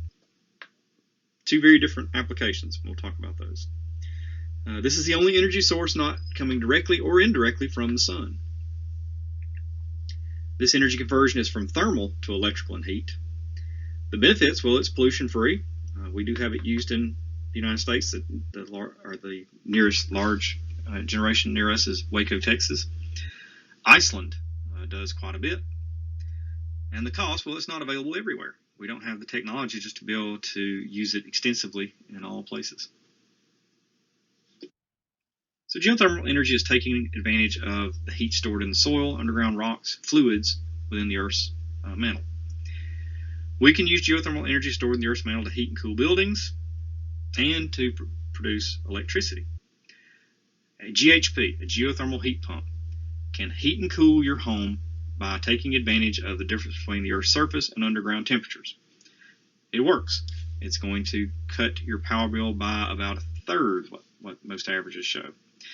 And the way they would do it is they come out to your home, they drill a 100, 200 foot deep hole, run a U-shaped pipe down in it, bury it back, and then just circulate water through it. Then you have a heat exchanger that's going to take advantage of that water being regulated year-round at a certain level, so that you can then take advantage of that to either heat or cool your home, what you're needing. They work very well. They work for, they're typically long-lived, so that is a potential. The big drawback is it typically costs more up front than installing our typical things running off of fossil fuels. So what if you're not talking about just a geothermal heat pump? You're actually running a geothermal power plant. Now you're going to take advantage of pumping water rather, into an area underground where the rock is hot enough that it's going to convert it to steam when it comes back up, or a place where you just have steam that's being generated, hot water. That heat from underground is going to be used then, that steam, to spin a turbine and power your generator and producing electricity. The steam from the turbine condenses back to water, and then we pump it back down again. Just like you have a cup of hot soup or whatever it might be, you blow on it, you put an ice cube in it, you do whatever to try and cool it down. We could actually do the same thing with our geothermal. If you continually are removing heat in one area, you could cool it off to the point that you couldn't take advantage of it anymore. You would have to move somewhere else or give up that area.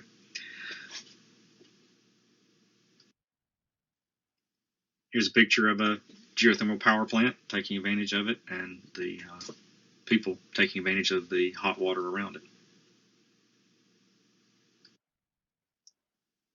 This map shows the major areas where we use or can take advantage of geothermal.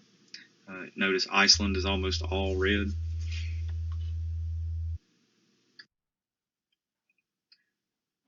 This is just another diagram showing how the system would work. Again, you're going to be pumping water down to where it's hot enough that it's going to boil it. So you can only do this in areas where you have this hot rock close enough to the surface that we can take advantage of it. So what are the trade-offs for geothermal energy? Well, the advantages: definitely has a medium net energy yield and high efficiency at accessible sites, at the places where you can take advantage of this. Definitely going to have lower CO2 emissions than fossil fuels, and at those favorable sites, it's going to generate low-cost electricity. Well, it has a high cost except at those concentrated and accessible sites. How do you get it to other places? Can you generate enough of it there that you can provide to other places? And there's a scarcity of suitable sites. And where you do have one, there could be some noise and some CO2 emissions of actually running the plant. This diagram shows an example of a geothermal heat pump that I have never seen actually used. This shows horizontal pipes running loops. If it were deep enough, it would work, but I've not seen that done. I've always seen it done vertically, where you dig straight down over 100 feet to take advantage of that year-round temperature there. These work, again, in the winter by transferring heat from the ground into the house, and the process is reversed in the summer to cool the house. Section 11, hydrogen fuel cells. Hydrogen fuel cells take advantage of and work off of the fact that the chemical reaction that takes place when you combine hydrogen and oxygen gas to get water vapor, it also gives off in that reaction electricity. So just as your car now, if you have a gasoline or diesel vehicle, it's using oxygen in that combustion reaction, and it has an intake somewhere where it's sucking air in. This type of scenario would suck air in just to use the oxygen to combine with your hydrogen fuel that you would be carrying, so that when those two combine, you get electricity to charge your battery to then run your electrical vehicle, and the only thing that would come out of the tailpipe is H2O.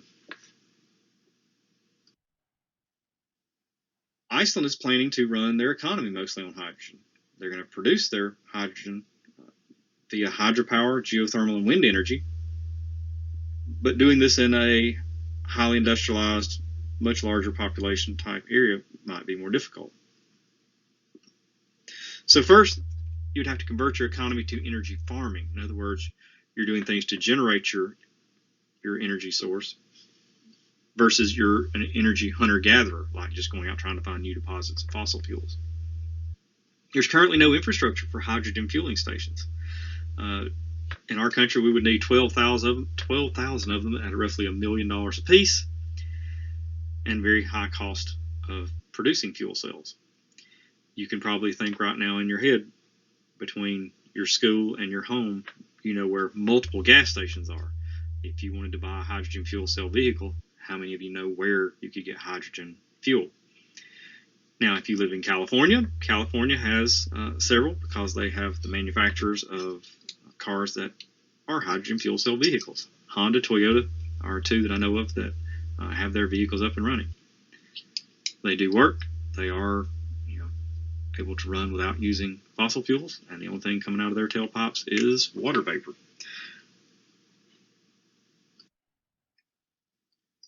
So what are the trade-offs of hydrogen fuel cells? Well, it can be produced from plentiful water at some sites, but are we going to be competing for water that's needed for life processes, drinking, eating, cooking, or water that's going to be used for irrigation? There are no CO2 emissions if you're producing it with renewables, but if you're using fossil fuels to generate your hydrogen fuel, because again, hydrogen is the most abundant element in the universe. You remember on your periodic table there at the top left, it is very abundant, but not by itself. That's the first step here. This is why this is a negative net energy yield typically, because you've got to use energy first of all to create the hydrogen fuel. The hydrogen has that one outer shell electron, so it's constantly trying to, and almost always is, found combined with something else. So the very first step in using hydrogen is you've got to create your hydrogen. You've got to break it off from something else. It's a good substitute for oil. It has high efficiency in fuel cells, but there are CO2 emissions if you're using fossil fuels to first separate it from whatever it's combined with. The high costs are going to create some sort of need for subsidies for it to be able to get off the ground and run. And you need some sort of hydrogen storage and distribution system, which currently doesn't exist, only in California for the manufacturers that have made some. So a hydrogen fuel cell car is basically an electric car that is making the electricity through combining hydrogen and oxygen. Those gases combine, you give off water, and in the process it generates electricity as a byproduct of that reaction. So there's no air pollution or CO2 being generated, especially if your hydrogen fuel is being produced from renewable energy sources. If you used fossil fuels to generate it, well, then you are.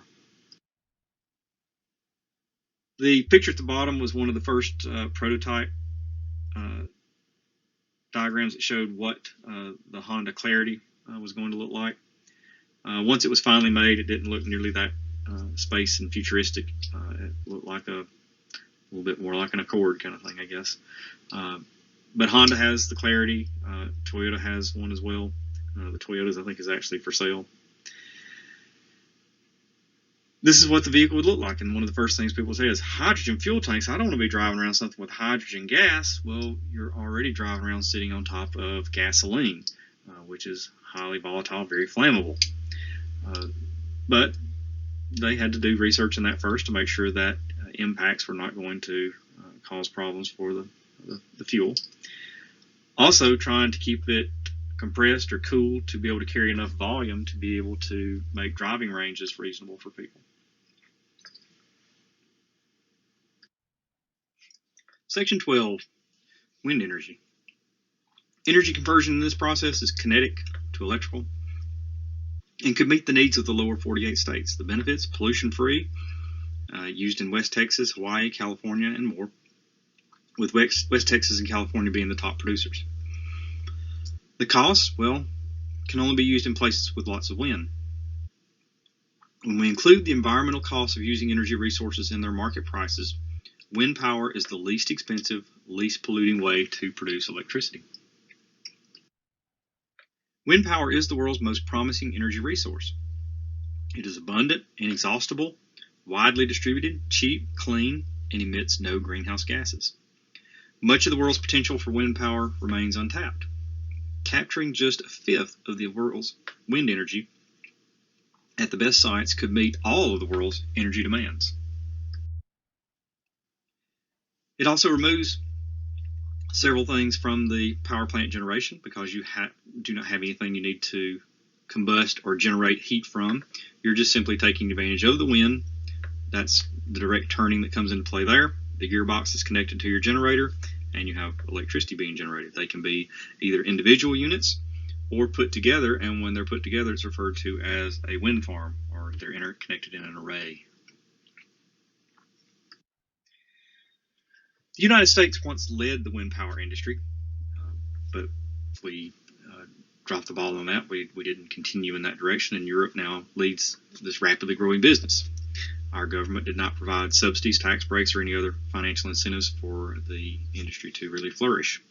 So European governments did, and now their companies manufacture 80% of the wind turbines sold in the global market. So if we decide now we really want to go with wind, we've got to turn around and buy it from someone else.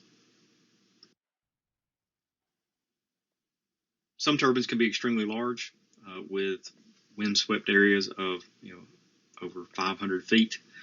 So you can imagine the wingtip or the blade tip speed of being over 100 miles an hour, but they can generate a large amount of electricity. Trade-offs for wind power: advantages: high net energy yield, widely available. The cost of electricity from them is low. There's little or no direct emissions of CO2 or any other air pollutants. They're easy to build. You can expand. The disadvantages: well, not everywhere has good wind, and storage again. This is one of the big drawbacks of most renewables, is the storage issue. Not only storage, but how do you get it distributed? Are you near where you have lots of wind? Is it going to have to be fed into a grid and transmitted somewhere else? And then the other thing is our current grid system doesn't like variability, where if you've got something that's generating a lot of electricity at one time and very little at others, our current grid system doesn't function well with that. Some people will complain of them being visual pollution, or that saying that the noise bothers them. However, you should be aware that there is no peer-reviewed research, any medical research, showing that they cause harm to us. You may have heard the phrase wind turbine syndrome. It was created by a person who was not in the industry, just basically did surveys to get information and coined the phrase. They can kill birds. That's another knock against them. However, they do not kill anywhere near the amount of birds that house cats or buildings kill. And we've gotten better about it. When they were first put up, it wasn't taken into account. Are we in a migratory pathway? Are we near where there's populations? So that's been mitigated some. They're not as bad as they once were because of that. Section 13, Energy Conservation, dealing with reducing our energy waste and improving our efficiency. I have some examples here for efficiency. An incandescent light bulb generates only about 5% light of the energy that it's using. 95% of the energy is lost as heat. Most people don't turn on their light bulbs because it's cold in the house. They turn it on because they want to see. An internal combustion engine, 94% of the energy and the fuel is wasted, lost just as heat. Nuclear power plant, 92% of energy is wasted through nuclear fuel and energy needed for waste management. And a coal-burning power plant, about 66% of the energy released by burning coal is lost. Just so you know, photosynthesis is only about 1% efficient.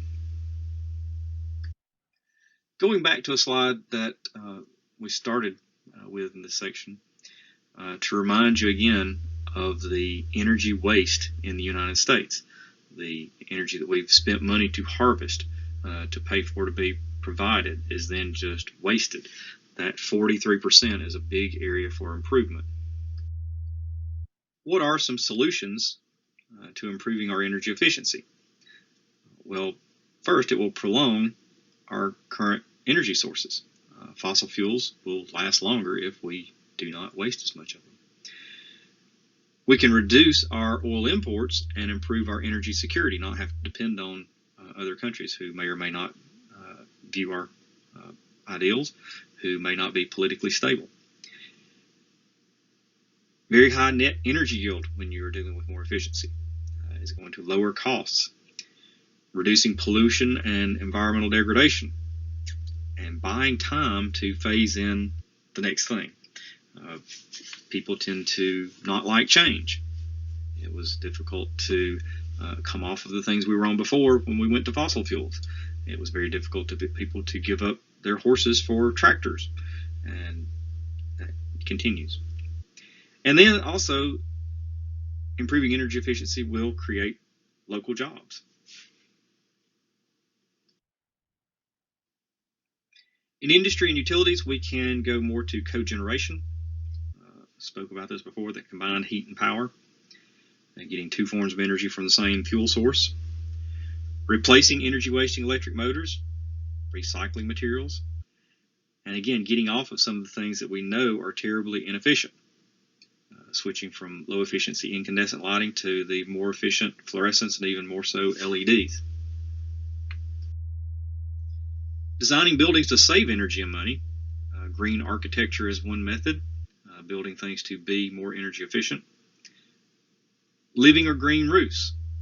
A green roof is where you build your roof substantially enough that it will hold a spongy, composty-like organic material, dirt, to plant, so that you have vegetation growing on your roof. It has the benefit of insulating very well, and then your runoff of water is not going to be as great. Ford Motor Company had one of the largest roofed facilities around, and then a large parking lot for that area as well. Because of it, they had so much runoff water that they were going to be required by their local government to build a water treatment plant, so that runoff water was being treated before it ended up in any of the surface water. Well, they decided to go with a green roof, which had added benefits of also super insulating their building and cut down their energy costs. And it absorbed the water and released it in such smaller amounts that they didn't have to build a water treatment plant either. Super insulating, so that you cut down your need for a heating and cooling system. And following the U.S. Green Building Council's Leadership in Energy Environmental Design, which is known as LEED certification. This is an image of the Rocky Mountain Institute, located in Colorado. It is a research facility where people also live, that they do studies in how to make structures more energy efficient. This is a fully functioning office. This is a fully functioning residence as well. And they live in an area where they get tremendous amounts of snow. It gets very cold. Yet, during an entire year, the most they spend on a heating bill is $50. The structure is that energy efficient. All the appliances, the way they handle their water, everything is as efficient as they can be, or they're looking into making it better.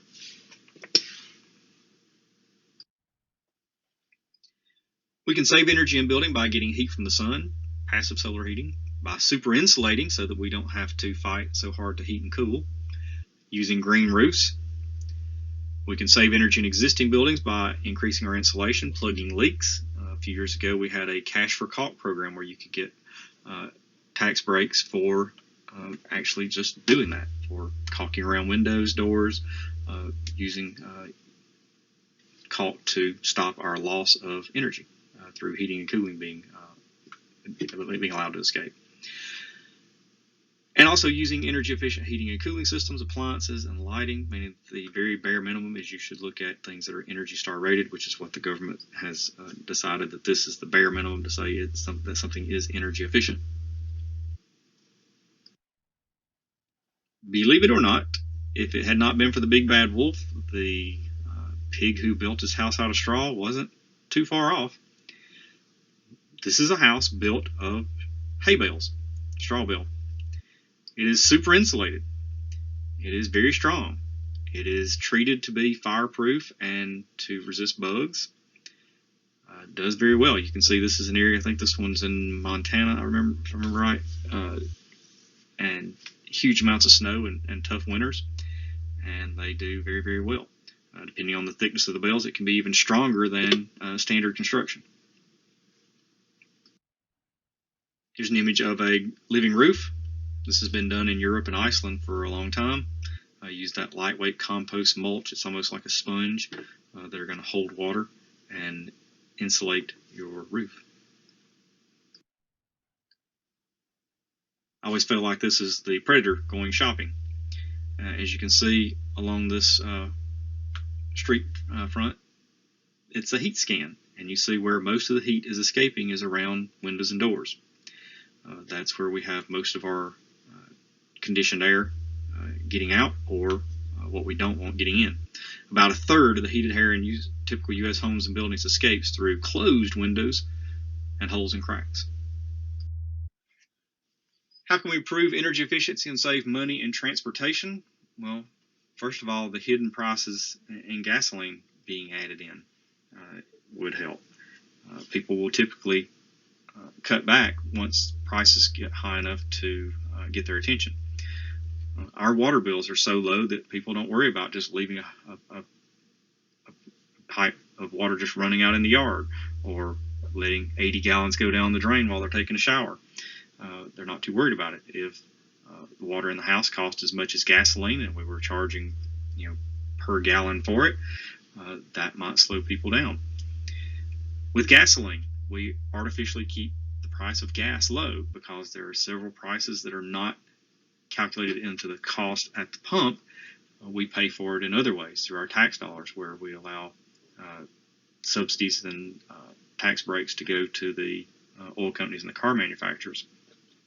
They're always fighting to prevent laws that might raise fuel taxes. Gas should be somewhere in the $12 to even up maybe $20 per gallon. But those things that we end up paying for out of our tax dollars keep it artificially low. We could build or expand mass transit, high-speed rail, or encourage biking. We in our country will use our vehicles to drive to the mailbox, or just to carry out the garbage. We'll hook it to the bumper of the truck.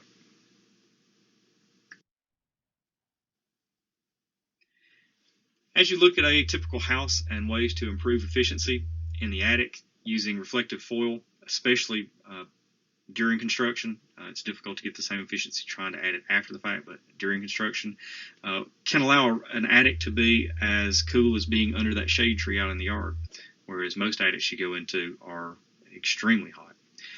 Using fans to be able to evacuate some of that heat, making sure that insulation in an attic is at least a foot thick. In bathrooms, using water-saving toilets, faucets, and shower heads, and repairing water leaks promptly. Just a drip over time can build up to large amounts of water. In the kitchen, microwaves do not use as much energy as stoves or ovens, and also do not generate heat into the house, where if it's a really hot day and you're using the oven, you're increasing the heat that you're then going to try and use the air conditioner to combat. In the kitchen and in the washroom, using only full loads in dishwashers and washing machines and dryers, that's definitely a true statement. But with some newer models is not as important, because a lot of them now come with sensors that are going to adjust based on what you put in it. Still better to run the recommended load rather than one washcloth or one shirt at a time and running multiple loads. But the reason this is here about only doing full loads is, in the past, a machine was going to run the same amount of water, the same amount of energy, if you put one pair of blue jeans in it or a whole armload of towels. They're going to do the same. Keeping refrigerator coils regularly cleaned, because that system, the way it's working, as it's using a compressor to compress gas and then releasing that pressure. As that gas expands, that's where your coolness comes from. But as it's doing that process, it needs to get rid of heat that's generated, and through those coils underneath is the way it does it. If they're not kept clean, they build up with dirt, dust, whatever you have piled around the bottom of the refrigerator. It can't dissipate that heat. It's going to have to work harder, which is going to use more power and also cause it to not last as long. In your basement or utility room, front-loading clothes washers are typically more efficient. Running loads with warm or cold water instead of hot water. Rack drying instead of using a dryer. Again, that reference to full loads only. Where your hot water heater is set, some people have their hot water heater set way too high and have to be careful and adjust accordingly, but simply turning them down to where they still provide plenty of hot water but without being overkill. Especially if you have a young child. Most hospitals are going to make you sign paperwork before you leave that you know what your hot water heater is set on, because they don't want babies being scalded. Using a water heater thermal blanket, basically like a koozie or a coolie for your hot water heater. And you don't have to buy one to do it. You can use just insulation to wrap that hot water heater to keep the heat there instead of it dissipating. Insulating your exposed hot water pipes, again, so that they're not losing heat to your basement or to your walls or wherever it's running that hot water through them.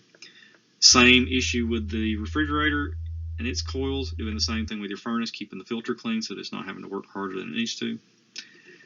Around your house, planting deciduous trees, because the leaves will shade in the summertime and will let them go and drop the leaves in the wintertime, and you let the sun through for that passive solar heating.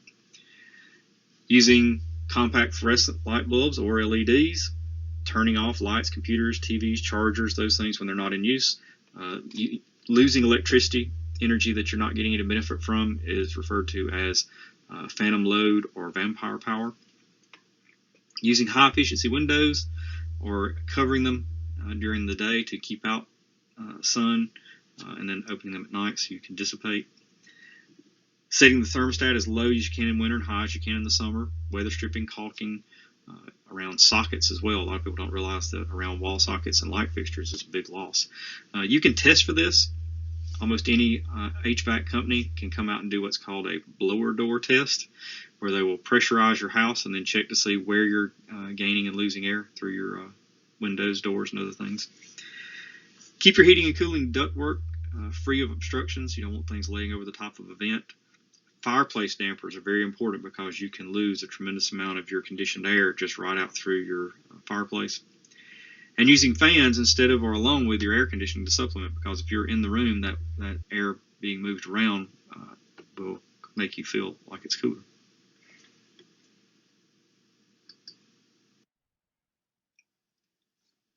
There are technologies available to cool your house naturally, opening windows when it's cooler outside or using fans. Super insulation again and high efficiency windows. Designing overhangs so that your summer sun is not shining in the windows. Having light colored roofs so that they can reflect. We have mostly dark colored asphalt roofs which do absolutely nothing to reflect heat. The way that came into play in a lot of areas is it's in the homeowners association, where you have to have certain colors, certain types to blend in with everyone else. Using geothermal heat pumps, we can cool houses by shading them, by having light colored or green roofs. CAF standards, the Corporate Average Fuel Economy Act of 1975. This focused the attention on the efficiency of cars. This is where the miles per gallon stickers were required. The Public Utility Regulatory Policies Act of 1978 was dealing with higher utility rates for increased electricity use. The CAF standards didn't mean that every car made had to get a certain mile per gallon. What it gave is a certain corporation. So say you make 3 or 4 different types of vehicles. You're Chevy and you make a whole bunch, or you're Ford and you make a whole bunch. It just said your average for all of them had to be a certain amount.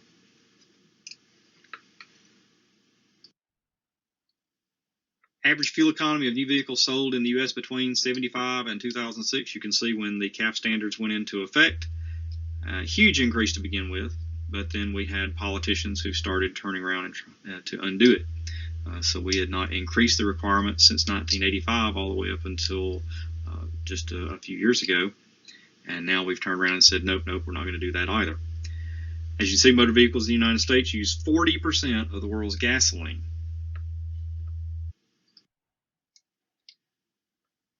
As you can see, we first went into effect back in the 70s. It increased, and then we flattened out by not changing anything all the way up until 2012. And that's when they were supposed to go into effect. And you can see off in the future how things were supposed to improve. However, the current state of things is it's on hold. Hybrid vehicles are another way that we can increase efficiency, taking advantage of electric motors besides just the internal combustion engines. The most common is the hybrid electric engine. There are several different types. You have what's considered a mild hybrid, in which a gasoline engine is going to power the vehicle all the time, and an electric motor is going to function as just a boost when you need it, like when you're taking off from a stop sign or trying to pass someone in traffic.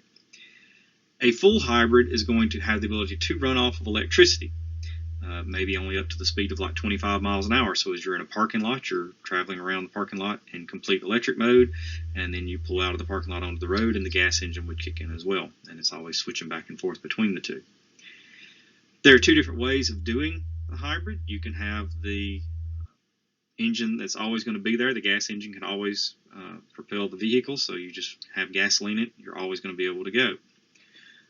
There are others that went the other direction and said, let's make it an electric vehicle and put a gas engine in that we put gas in at the gas station just like regular, but it's only going to operate as a generator to provide electricity to the electric motors. That's the way the Chevy Volt worked. These gasification cars account for less than 1% of all new car sales in the United States. They did go up during the last time that gas prices went really high, but as soon as they came back down, we went back to buying things that were less efficient. They do work very well.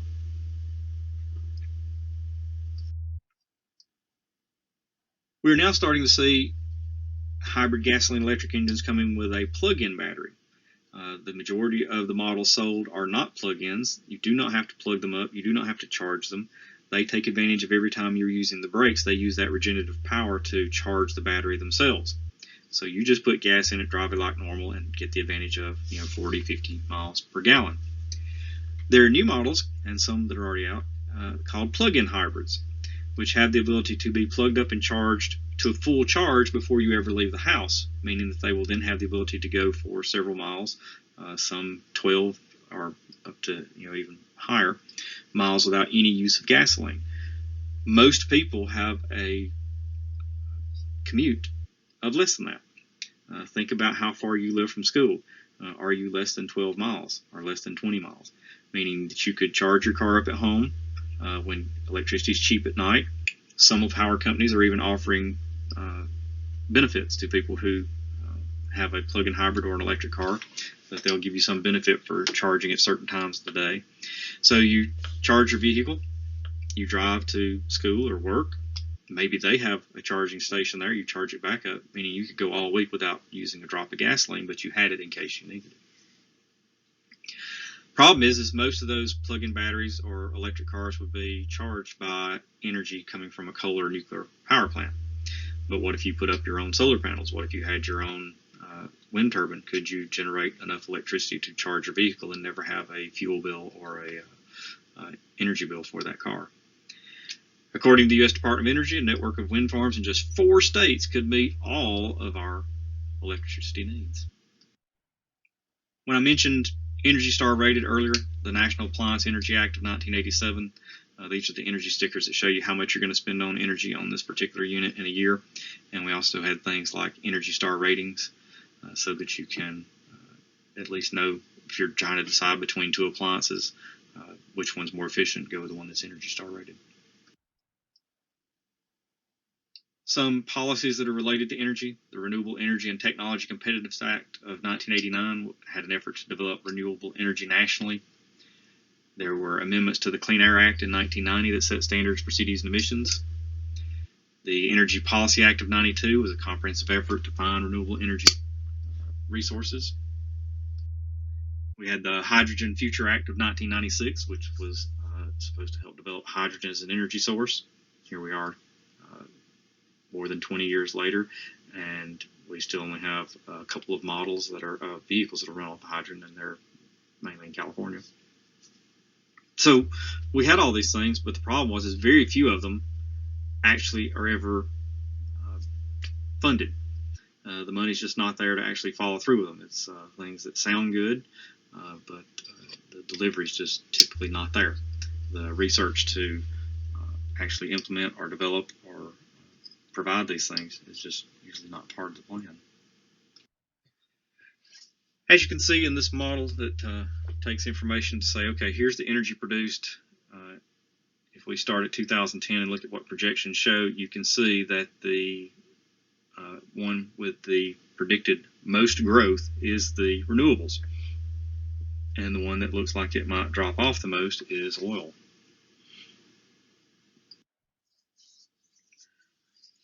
The shifts in the use of commercial energy resources in the United States since 1800, with projected changes to 2100. This is just a similar graph to the previous one, just showing a few different things. You can see that nuclear is expected to drop off. Oil is expected to drop off, and especially coal. But if you go back to 1800, you see how much wood was up as our fuel source, and how coal very quickly replaced it with the Industrial Revolution. The one with the most growth potential, you can see that for a while it's going to be natural gas as well, but then our renewables should continue to grow from now on. One of the challenges with renewables is, how do you get them to work with the current grid, or do we have to work towards something new? A smart electrical and distribution system would have a variety of ways of working. You could have more local generation, meaning rooftop solar cell arrays, small wind turbines at your house to generate your energy, maybe even a fuel cell. Bioenergy power plants could feed into the system. Definitely wind farms would be a part of the mix. Solar cell power plants could be part of the mix. Fuel cells and solar cell rooftop systems for our commercial industry. All these things together could definitely solve our energy problems for now and in the future. So to start summarizing our energy section here on renewables and efficiency, conservation. In improving energy efficiency, we definitely need to increase fuel efficiency standards for vehicles, buildings, appliances, all of them. Having mandated government purchase of efficient vehicles and other devices, meaning that our government shouldn't be buying vehicles that are going to be wasting energy with our tax dollars. We should be providing large tax credits for buying efficient cars, reward buying those things versus punishing. Same thing with our houses and our appliances. Offering large tax credits for investments in energy efficiency. Rewarding utilities for reducing demand for electricity. Encouraging independent power producers. These are not things that we're doing currently, especially certain states. Greatly increasing energy efficiency research and development. And moving towards more renewable energy, increasing renewable energy to 20% by 2020 and 50% by 2050. Providing those large subsidies and tax credits for renewable energy. Your FRQ questions almost always ask you what's something the government could do. That's why these are thrown in here to remind you of those. Using full cost accounting and life cycle costs for comparing all energy alternatives. A lot of times people will throw up fossil fuels and show comparisons without taking into account the pollution associated with them that will have to come out of tax dollars typically to clean up or account for the health issues. Encouraging government purchase of renewable energy devices. We in the past had one president who put up solar panels on the White House, and the next president who came in threw them in the trash. Greatly increase our renewable energy R&D. And then reducing pollution and health risk. If we cut coal use by 50% by 2020, our acid rain and air pollution issues would be significantly improved. Phasing out coal subsidies. Levying taxes on coal and oil use in order to take care of some of the things that will have to be accounted for by using those things. Phasing out nuclear power, or putting it on hold. You can see that this plan originally said by 2020. Well, we're going to hit that pretty soon. Phasing out the nuclear power subsidies. And finally, as we wrap up our energy section, continue on what you can do. What are the things that you can do regarding energy use and waste? You probably don't work in an office or have your own home yet, but these things are coming, and having an energy audit, which even the power companies have people who deal with this. You can have an energy audit done to see where are places you can make improvements. Driving a vehicle that gets at least 35 miles per gallon, or joining a carpool. I'm always amazed at the kids that will complain that they can't do things because they're spending every dime that they're making to drive a car to school where they don't want to be. No, that's no. Using mass transit, walking and bicycling, doing things that are not going to cost you money for fuel. Super insulating your house and plugging air leaks so that you're not having to pay a power bill higher than what you need. Again, fighting that phantom load or vampire power by turning things off.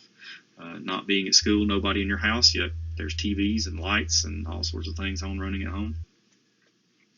Washing your laundry in warm or cold water. Using passive solar heating. Opening windows or using fans instead of running the heat pump all the time. Turning your thermostats down in the winter, up in the summer, or adjusting them when you're not at home. Buying the most energy efficient homes, lights, cars, and appliances available. And turning down the thermostat on water heaters to 43 to 49 degrees Celsius, which is 110 to 120 degrees Fahrenheit. Insulating your hot water heaters and pipes. That concludes Unit 6.